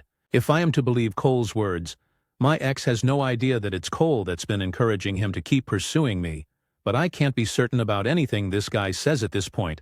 So why, you ask, was Cole doing all of this? That is exactly what my brother and I asked. This was his answer. To give my ex false hope, basically to bully him. Anytime my ex angst posted on his social media about me, Cole got some sick satisfaction out of watching his misery. He wanted to string my ex along to keep trying to win my heart, just to watch him fail over and over. Cole finds it hilarious that my ex is wasting so much money on gifts for me, and that it's him who eats the chocolates and reads the desperate love letters my ex sends to me while I act like my ex's gifts are radioactive and avoid them. This has all been some sick game to see how long he can get my ex to keep pining for me. Who the hell even does this? I've been living in fear for months because Cole thinks it's funny to manipulate my ex and watch him be heartbroken. I cannot articulate how sick all of this is. How is this funny? What is wrong with him? He said he makes sure not to go too far by discouraging my ex to make direct contact with me. But I can't believe anything anymore. I've read so many stories of people who were dating someone who seemed so sweet initially, but turned out to be actually unhinged. But I naively never thought that could be me. I was so careless and dumb because I clung to someone who finally treated me with kindness. But he is a twisted man who turned my ex into a monster by feeding his delusions. I think if he hadn't done all this, my ex probably wouldn't still be stalking me in the first place. My constant fear and discomfort have just been an unfortunate byproduct of his little game of puppetry. I can't even comprehend how someone could do something like this. I'm so shaken up I feel like I'm spiraling. Suffice to say I'm living with my brother and his GF while my ex gets the hell out. I told him he needs to move out within the week, or I'm getting the cops involved. He didn't make a fuss or anything, surprisingly. He just looked at the floor like a kicked puppy. He hasn't even tried to call or text me, but I blocked him just in case. I'm going to see if my landlord can understand my situation and let me break lease early with no extra cost. But if I can't, my brother is going to cover the extra cost in the meantime, and I'll stay with him and his GF until I can find somewhere else. My brother is seriously a godsend. I'm definitely going to go back to therapy as soon as possible, because this whole situation has me unable to sleep at night. Trust anyone, and I really need a better understanding of what are red flags in relationships. So many of you told me I was a pushover and you're all right. It shouldn't have taken this long for me to call this relationship with Cole off. This is so fucked up, but I'm safe for now. I don't know what I'd do without my brother and his GF. Thanks to everyone who told me to get out of this relationship because Cole was way more twisted than I ever could have thought. I don't even know if he told the whole truth. But I don't even care anymore. I'm out. Gone, never looking back. Edit. Thank you everyone for your advice and words of encouragement. I called the non-emergency police line to file a report of all this. It wasn't super helpful, other than just making a record, so I'll do a follow-up with them once I have safe access to my apartment and can collect evidence. I unblocked Cole for now to gather any text evidence, as some of you suggested, but he's been pretty quiet. He sent a photo of a couple of garbage bags full of his stuff, and he asked if he could have a day to say goodbye to my cat. I have her with me currently at my brother's place. No way am I letting her near him. I haven't replied yet. I turned read receipts off. Haven't contacted X1 yet, still figuring out the best way to do that.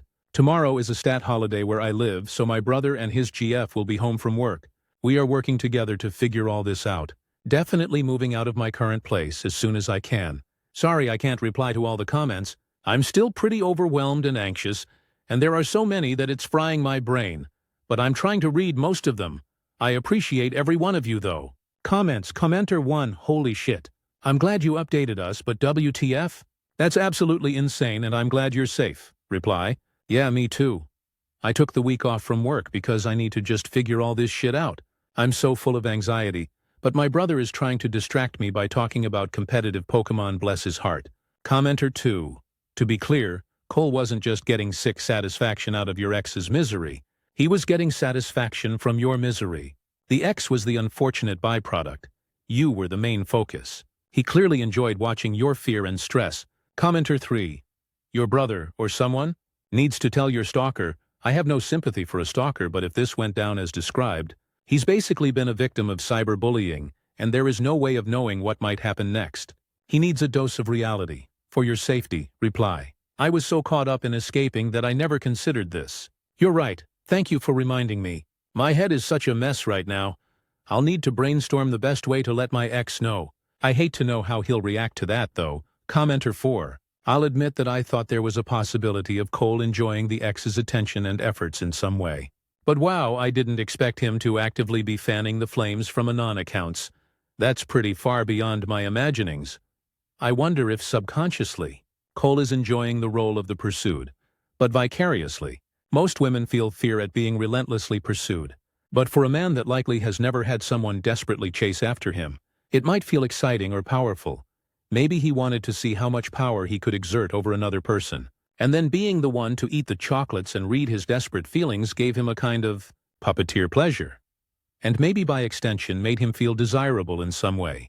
No matter the reasons though, it's super unhealthy and weird. I'm sorry, OP. How awful to go through the stalking and then this for what it's worth.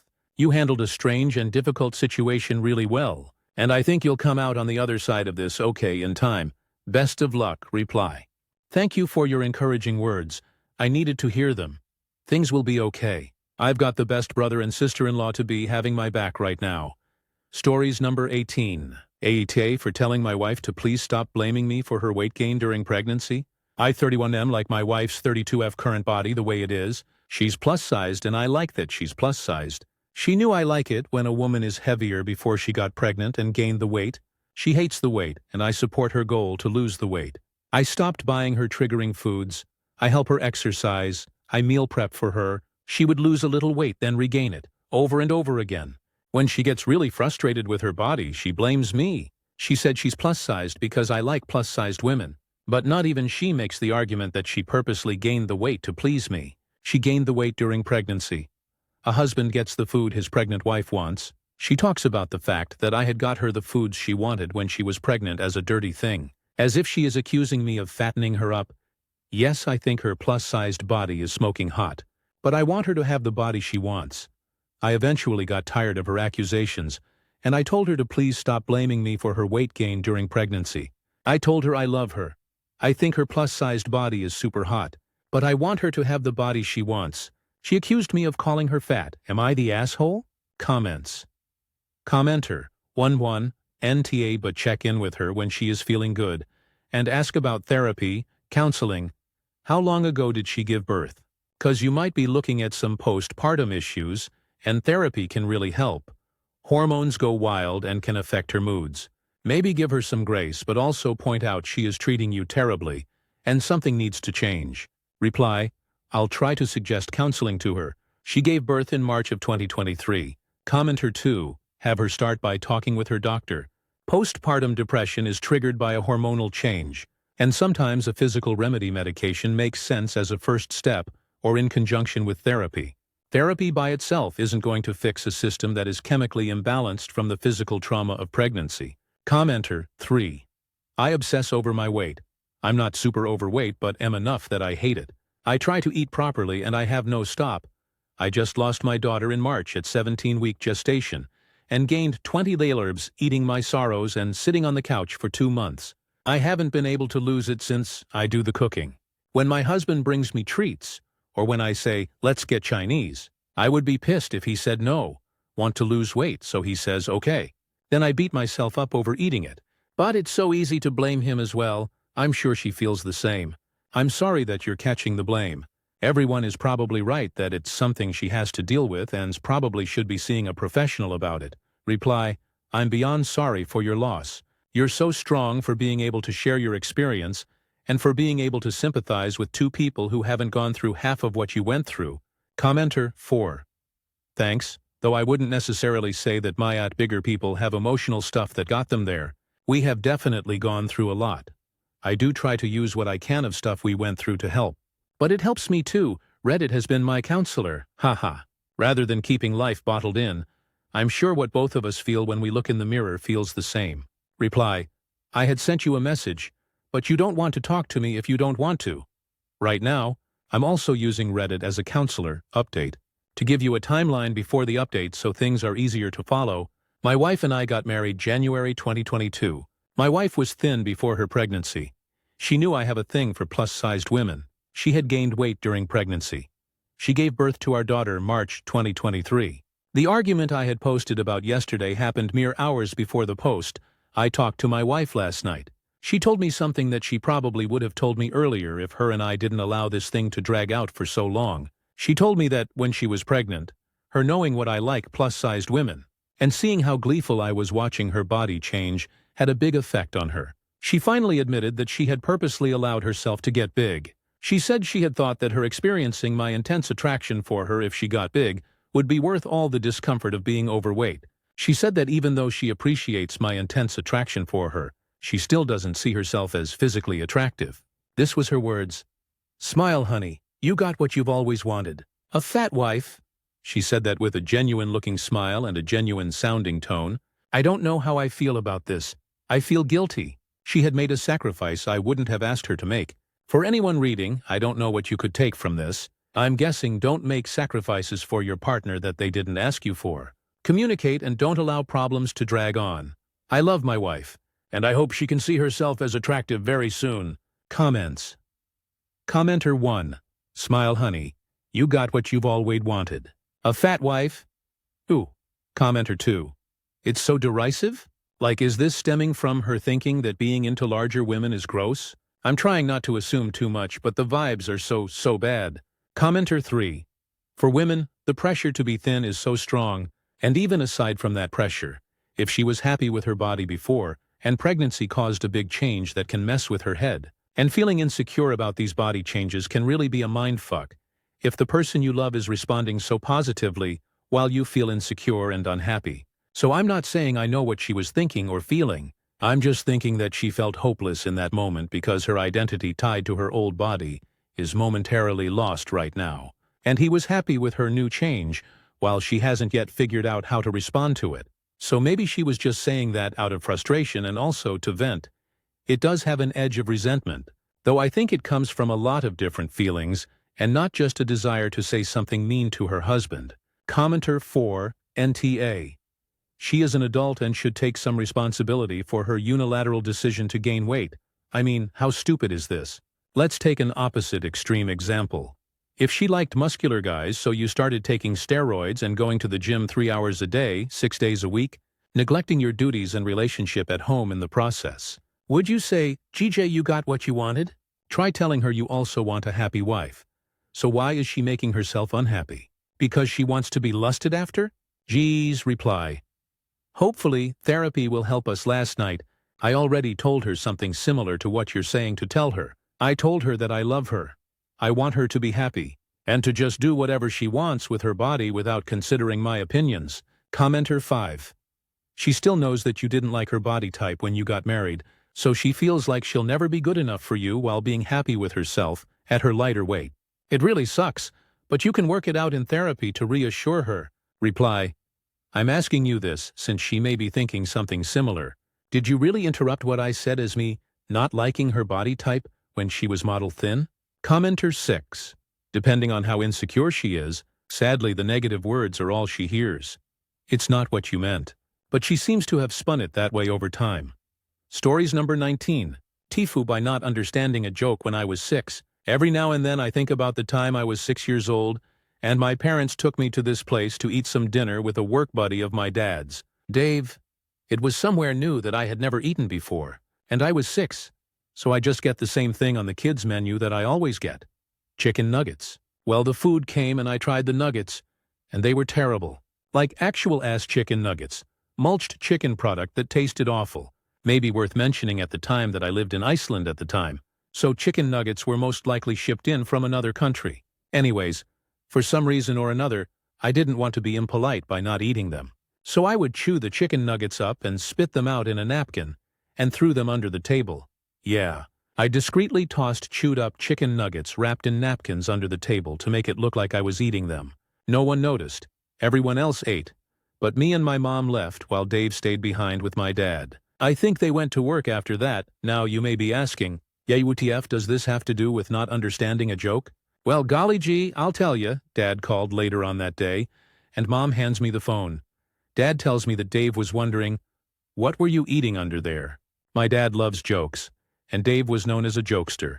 He told me, Dad, a good one that he wanted to share with me. The old, what are you eating under there? To which the responder would ask, underwear. Then the prankster would respond, ha ha, you were eating underwear. Great joke. Laughter abounds. But let's remember, I'm 6. And gullible. So when he says, Dave was wondering what you were eating under there, I thought I was in so much trouble. I cried and confessed that the nuggets were disgusting, and I didn't want to be impolite and send them back or not eat something someone else paid for. Needless to say, Dad got 2 good laughs that day. TLDR. I tossed half-eaten chicken nuggets under the table at dinner, and later confessed to my sins when Dad asked me the setup to the timeless joke, what were you eating under there? Comments? Commenter 1, brother. If a restaurant is making nuggets so bad that a 6-year-old spits them out, something is wrong. Commenter 2. My dad used to work 2nd or 3rd shifts, so I typically went to a babysitter after school. One day my dad did not have to work, so he picked me up. I got in his truck and he said, so what happened at school today? I thought he knew. So I started crying and told him everything I did wrong for the entire day. He loved that story and told it for years. Reply. Brew. A principal randomly pulled me into his office and pulled this on me, and I confessed to everything. Like dude was actually fishing and I snitched on myself. Stories number 20. My marriage ended when I found out my husband was hiding a child. I never imagined I'd be sitting here, pregnant, filing divorce papers at 29, but that's where I am. And if you had told me 3 years ago that the man I married, the man I thought was my partner, my safe place, had been lying to me in such a massive way, I would have laughed and said, not him, not my husband. But here we are, when I married Daniel. I thought we were on the same page about almost everything. He was steady, kind, attentive in the ways that mattered. We didn't have the flashiest romance, but we had comfort. I thought that's what you build a life on. And I wanted that life to include kids. I've always been upfront about it. Before we even got engaged, I told him. Kids were non-negotiable for me, not immediately, but not some distant, vague someday either. 5 months into marriage, I sat him down in our tiny kitchen in Pittsburgh and said, I think I'm ready to start trying. He froze with his fork halfway to his mouth, set it down and said, I'm not ready yet. No big fight, no drama, just firm. I was disappointed, but I told myself I'd respect it. Marriage is about compromise, right? A year went by, I asked again, gently this time, what do you think about starting a family? He shook his head, rubbed the back of his neck the way he does when he's nervous, and said, not yet, I need more time. That stung more than the first time, but I swallowed it. Told myself, he'll get there, 2nd year. Same conversation, different day. I had just turned 28, and my best friend Allison had given birth to her 2nd child. I remember holding that tiny baby girl, her little fist curling around my finger and thinking, this is what I want. So I went home, tried again, and Daniel still said no. I felt like I was running into a wall over and over. I wanted to scream, when will you ever be ready? But I bit my tongue, because I thought forcing the issue would just push him away. Then this spring, after a night out with friends and too much wine, we slipped. No planning, no protection. The next morning, I woke up groggy to him standing over me with a glass of water and a pill in his hand. Here, take this, just in case. He said it so casually, like it was nothing. I looked at the pill, looked at him, and felt something inside me crack. I pretended to swallow it, but when he left the room, I spit it out.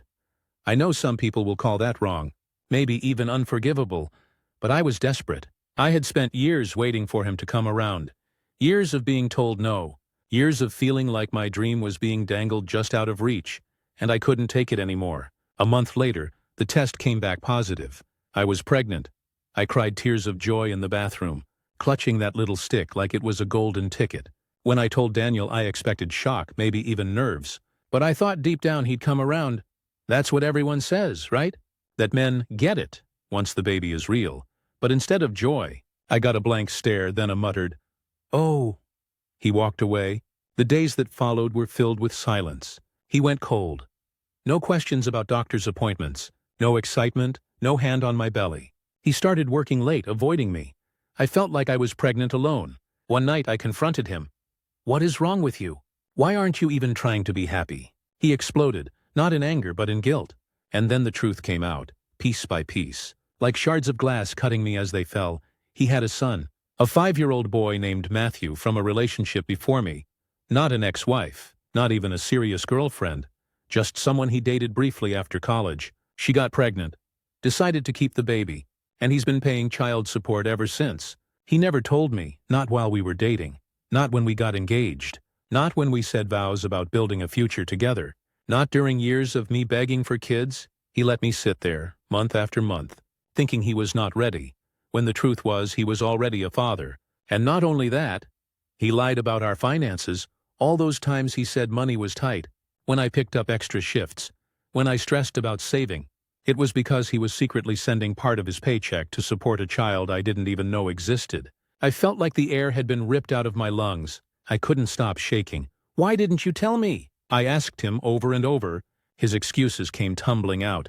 He was scared. He thought I'd leave. He thought if he ignored it, it wouldn't affect us. He said he didn't want me to feel like I was second choice. None of it mattered, because in that moment I realized the man I thought I knew was a stranger. He had built our marriage on a foundation of lies. I packed a bag and went to Allison's house that night. I stared at her baby asleep in the bassinet and thought, I don't want my child growing up in a house where trust means nothing. A week later, I filed for divorce. Now my family is torn about it. My mom says, "Sweetheart, it's just a child from his past. At least he didn't cheat." My dad muttered something about forgiveness and people make mistakes. My sister said I was being dramatic, that if I loved him, I'd find a way to work through it. But here's what none of them get. It's not about the child, it's about the lie. 3 years of marriage, years of conversations about kids, years of me crying into my pillow, wondering why he wouldn't take that step with me. And all along, he was hiding the biggest secret of all. I can't forgive that. Because if he could hide a son, what else could he hide? Another bank account? Another relationship? Another lie that would shatter me 5 years down the line? I'm 6 months pregnant now. I rub my belly and talk to my baby every night. And I've decided I'd rather raise this child in a broken home filled with honesty than in a whole one built on deceit. So no, I don't think I'm overreacting. I think I'm choosing self-respect. And if my family can't see that, so be it. When I first posted about filing for divorce after finding out about my husband's hidden child, I was honestly in a fog. I was hurt, angry, scared, and trying to convince myself I wasn't losing my mind for choosing to walk away. A lot has happened since then, and I figured I'd share an update for anyone who cares to know how it's going. First off, the divorce is moving forward. Daniel didn't fight me on it the way I half expected him to. At first he begged, he cried, said he couldn't imagine life without me, said that he would have told me eventually and just didn't know how. I'll never forget standing in our living room while he dropped to his knees and said, "Please don't leave me, we can fix this." It was the kind of moment you think you'll only see in a movie, but instead of pulling me closer, it made me feel even more distant. If he had all that emotion in him, why didn't he ever use it to build honesty in our marriage? After he realized I was serious, his tone shifted. Cold, almost resigned, he said things like, "You're making a mistake," and "No man is perfect." And then finally, "Fine, do what you want." That was the nail in the coffin for me. He wanted me to swallow a betrayal and call it marriage. I just couldn't. I've been living at Allison's house for the past few weeks. She and her husband have been amazing, giving me space when I need it, but also gently pulling me into family life so I don't drown in my own thoughts. Watching their little girl giggle in her high chair while smearing mashed peas on her face has been oddly healing. It reminds me of why I'm doing this. I want my baby to grow up in an environment where lies don't live under the floorboards. My family is still split. My mom has softened a little after watching me go through the motions of leaving. She saw me filling out forms, making calls, going to doctor appointments alone, and I think it finally hit her how heavy this all is. She told me last week, "I just don't want you to be lonely," I told her. "I'd rather be lonely for a while than live with someone who makes me feel alone all the time." She actually cried and hugged me. My dad still mutters about throwing away a marriage, but I've stopped trying to change his mind. It's exhausting trying to convince people that your pain is real. As for Daniel's son, yes, I've thought about him a lot.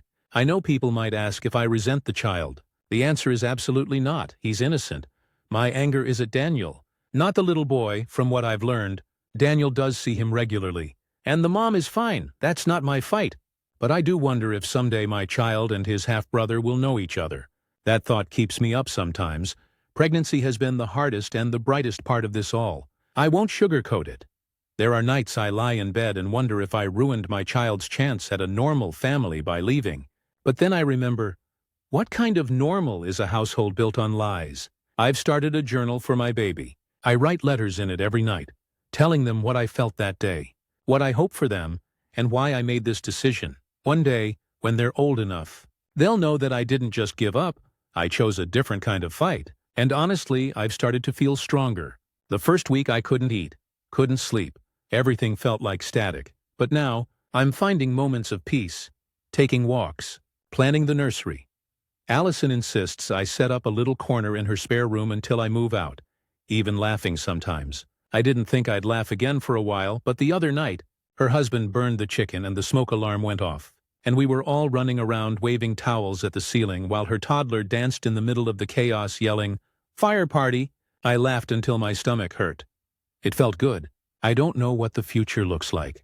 I don't know if I'll co-parent with Daniel in some capacity, or if he'll even step up. I don't know if I'll stay in this city or move closer to my mom, I don't know if I'll ever trust someone enough to marry again, but I do know this. I feel like I can breathe again, and that, to me, is worth everything. It's been almost a year since everything came crashing down, and I feel like I owe it to myself to put this final chapter into words. Writing the last update helped me more than I expected, so maybe this one will too. First things first. My baby girl is here.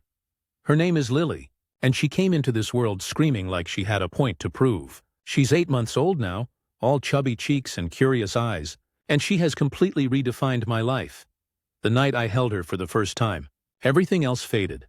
The pain, the betrayal, the noise from my family, all of it went quiet, and it was just me and her. I knew then I'd made the right choice leaving Daniel, because the moment I looked at her, I felt peace I hadn't known in years. Daniel is involved, but not in the way I think he should be. He shows up to visits, but it feels more like he's checking off boxes than building a relationship. Sometimes he brings toys, sometimes he doesn't, but he rarely asks about her doctor visits or milestones. I've accepted that he may never be the father I wanted for her, and honestly, I don't expect much anymore. That's been freeing in its own way. When you stop expecting someone to be different, you stop getting hurt every time they prove you right. His secret son, Caleb, is a sweet little boy. I met him once, awkwardly, when Daniel dropped Lily off and Caleb was in the car with him. He waved shyly from the back seat, and I swear my heart cracked a little. He didn't ask for any of this either. Sometimes I wonder if one day, when they're older, Lily and Caleb will forge a sibling bond outside of all this adult mess. I hope so. As for my family, the tide has shifted. In the beginning, they were divided, but once Lily was born, it was like their protective instincts kicked in. My mom has been my rock. She drives over at least once a week to give me a break, sometimes even staying overnight just so I can get one full stretch of sleep. My dad, well, he still mutters about sticking it out, but I think deep down he respects that I didn't let myself get trapped in a dishonest marriage. He adores Lily, and I can see in his eyes that she melted whatever resentment he had toward me for leaving. Financially and emotionally, it's been tough. Being a single mom is not some Instagram highlight reel. It's exhaustion, bills, loneliness, and second-guessing yourself every day. But it's also Lily's laugh when I blow raspberries on her tummy, her little fingers grabbing mine so tight, the way she lights up when she recognizes me in a crowd. Those moments outweigh everything else. And me? I've changed. I used to think my life was defined by being someone's wife, by when we'd start a family, by how we looked on the outside. Now, I feel like I finally understand who I am when the noise dies down. I'm not just a woman who got betrayed. I'm not just a mom. I'm someone who chose not to compromise my worth. Even when people begged me to, do I still get sad? Yes. Sometimes at night I'll think about what could have been if Daniel had been honest from the start. Sometimes I imagine Lily growing up in a traditional family, and wonder if I robbed her of that. But then I remind myself, what kind of example would I be if I taught her to settle for half-truths and broken trust? No, I'd rather show her that hard choices can lead to a better life. And strangely, I've started to feel hopeful again. I don't know if I'll ever remarry, but I no longer feel like love is off the table forever. For now, I'm focused on Lily and on building a future where she grows up knowing she is wanted, loved, and enough. So, this is my last update. My marriage ended, but my life didn't. I traded a dishonest partnership for an honest beginning. And if there's one thing I've learned through all of this, it's that sometimes walking away isn't the end of your story. It's just the beginning of a better one. Stories number 21. Landlord says I abandoned my apartment after 3 days away and threw my stuff out. I'm still shaking writing this because I honestly don't even know where to start. My name's Tyler, I'm 27, and I rent a one-bedroom in an older building in Columbus, Ohio. It's not fancy, but it's close to work, and I've been there a little over a year without issues. At least until now. Last weekend, I left town to visit my parents in Dayton. My mom, Susan, just had knee surgery, and my dad, Mark, needed an extra set of hands around the house for a few days. I told my landlord, Gerald, earlier in the week that I'd be gone from Friday morning until Monday night. I only mentioned it because my car would be missing from the lot, and I didn't want him thinking I'd moved out or anything.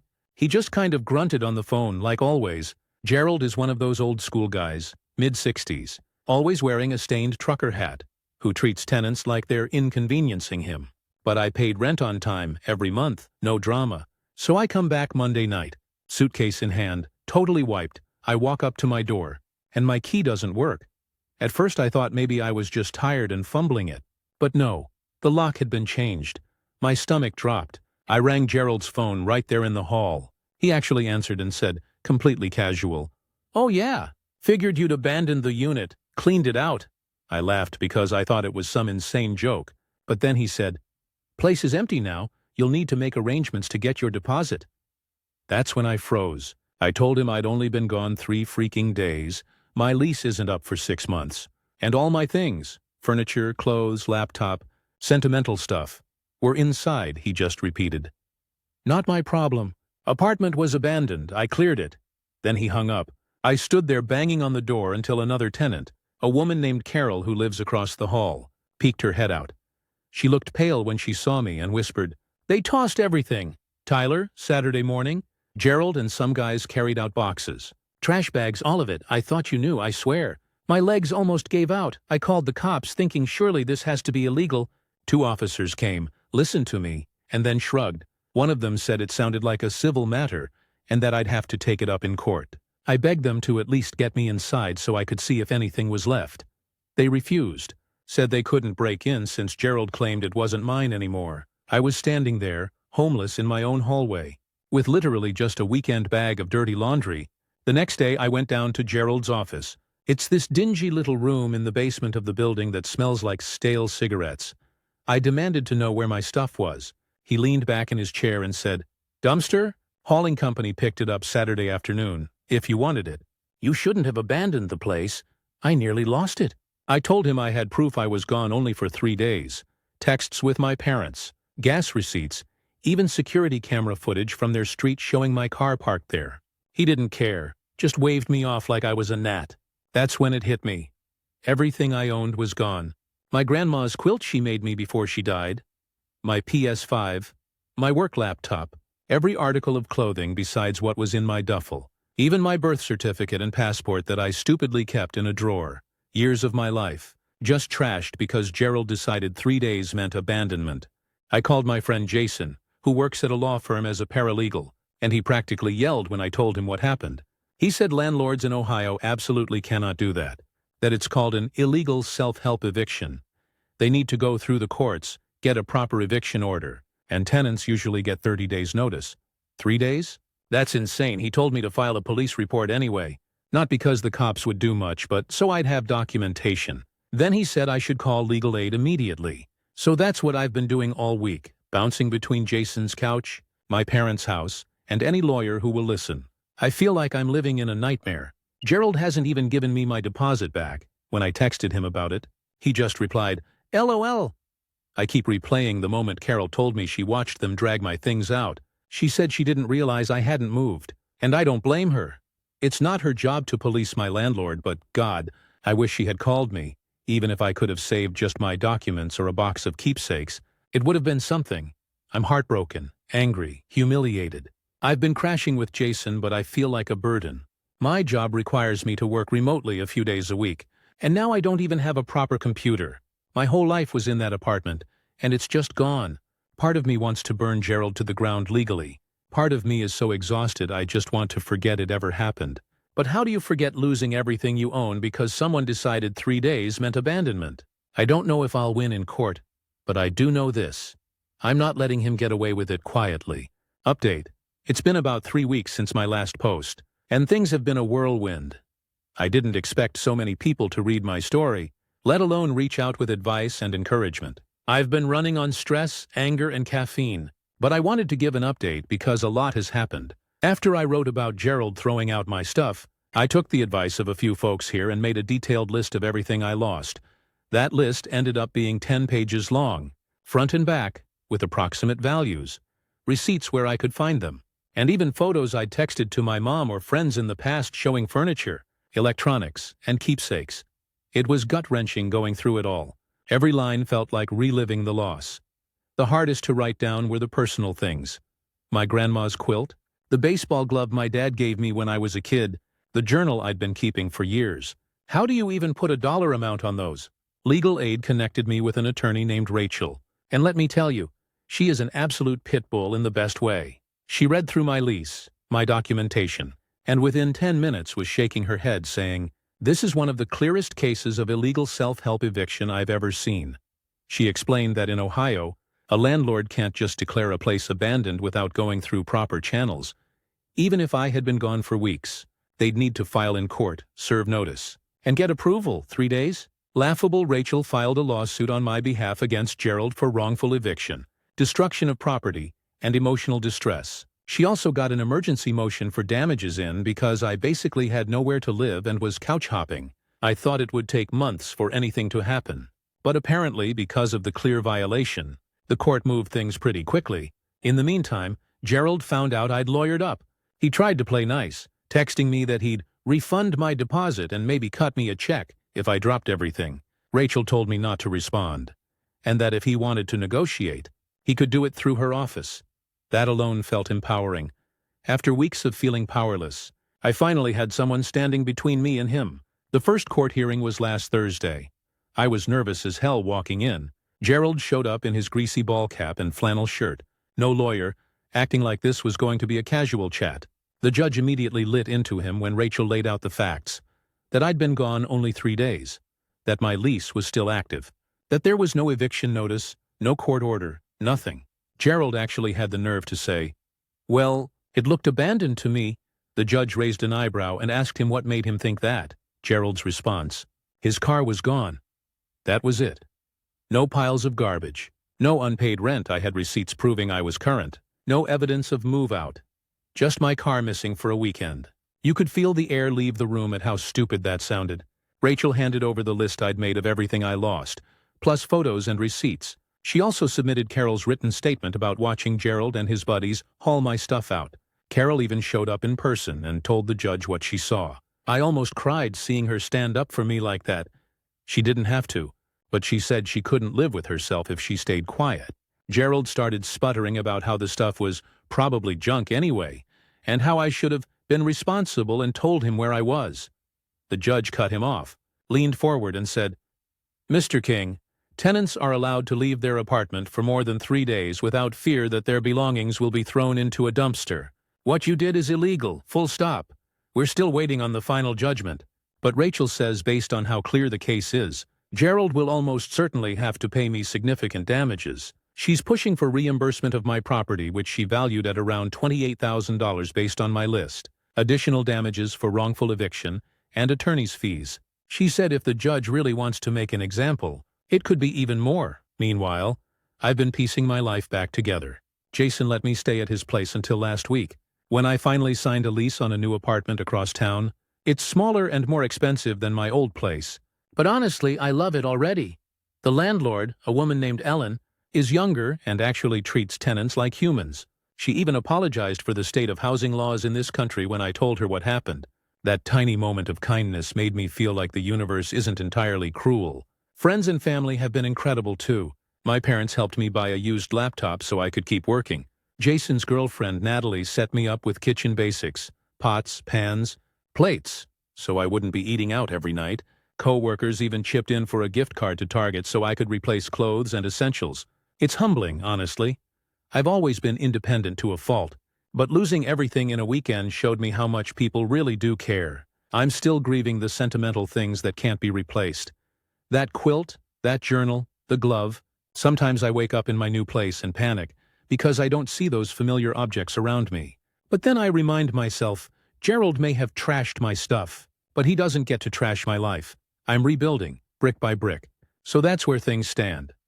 Waiting on the court's decision, settling into a new apartment, and learning that resilience isn't about not breaking down. It's about finding ways to stand back up after you do. I'll update again once the judgment comes in. But no matter the outcome, Gerald is finally being held accountable. And that alone feels like a win. Final update. Well, it's all over now, and I can finally breathe. The court handed down the decision last week, and I'm still in a state of shock at how much justice I actually got. When I first walked out of that apartment and saw my life piled into trash bags, I thought I'd never get back to normal, but here we are. And Gerald finally got what was coming to him. The judge ruled in my favor on every single count. Wrongful eviction. Check. Destruction of property?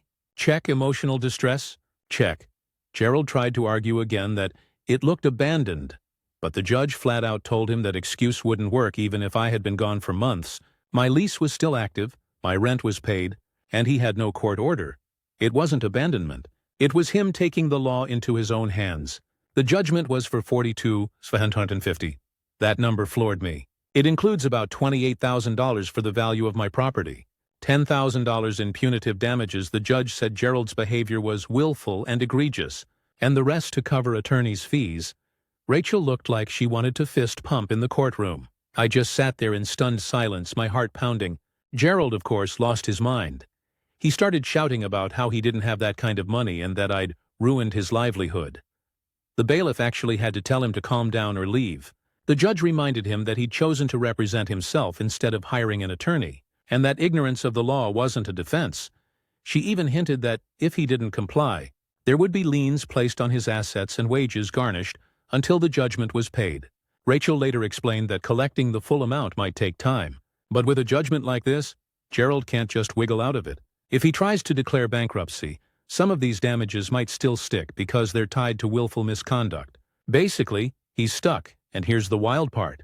A few days after the ruling, I got a text from Carol, the neighbor, who testified, apparently, word has spread around the building and a few other tenants are now exploring legal action against Gerald for shady things he's done to them. One woman said he shut off her heat last winter to try and force her out early. Another guy said Gerald pocketed his security deposit and never provided an accounting.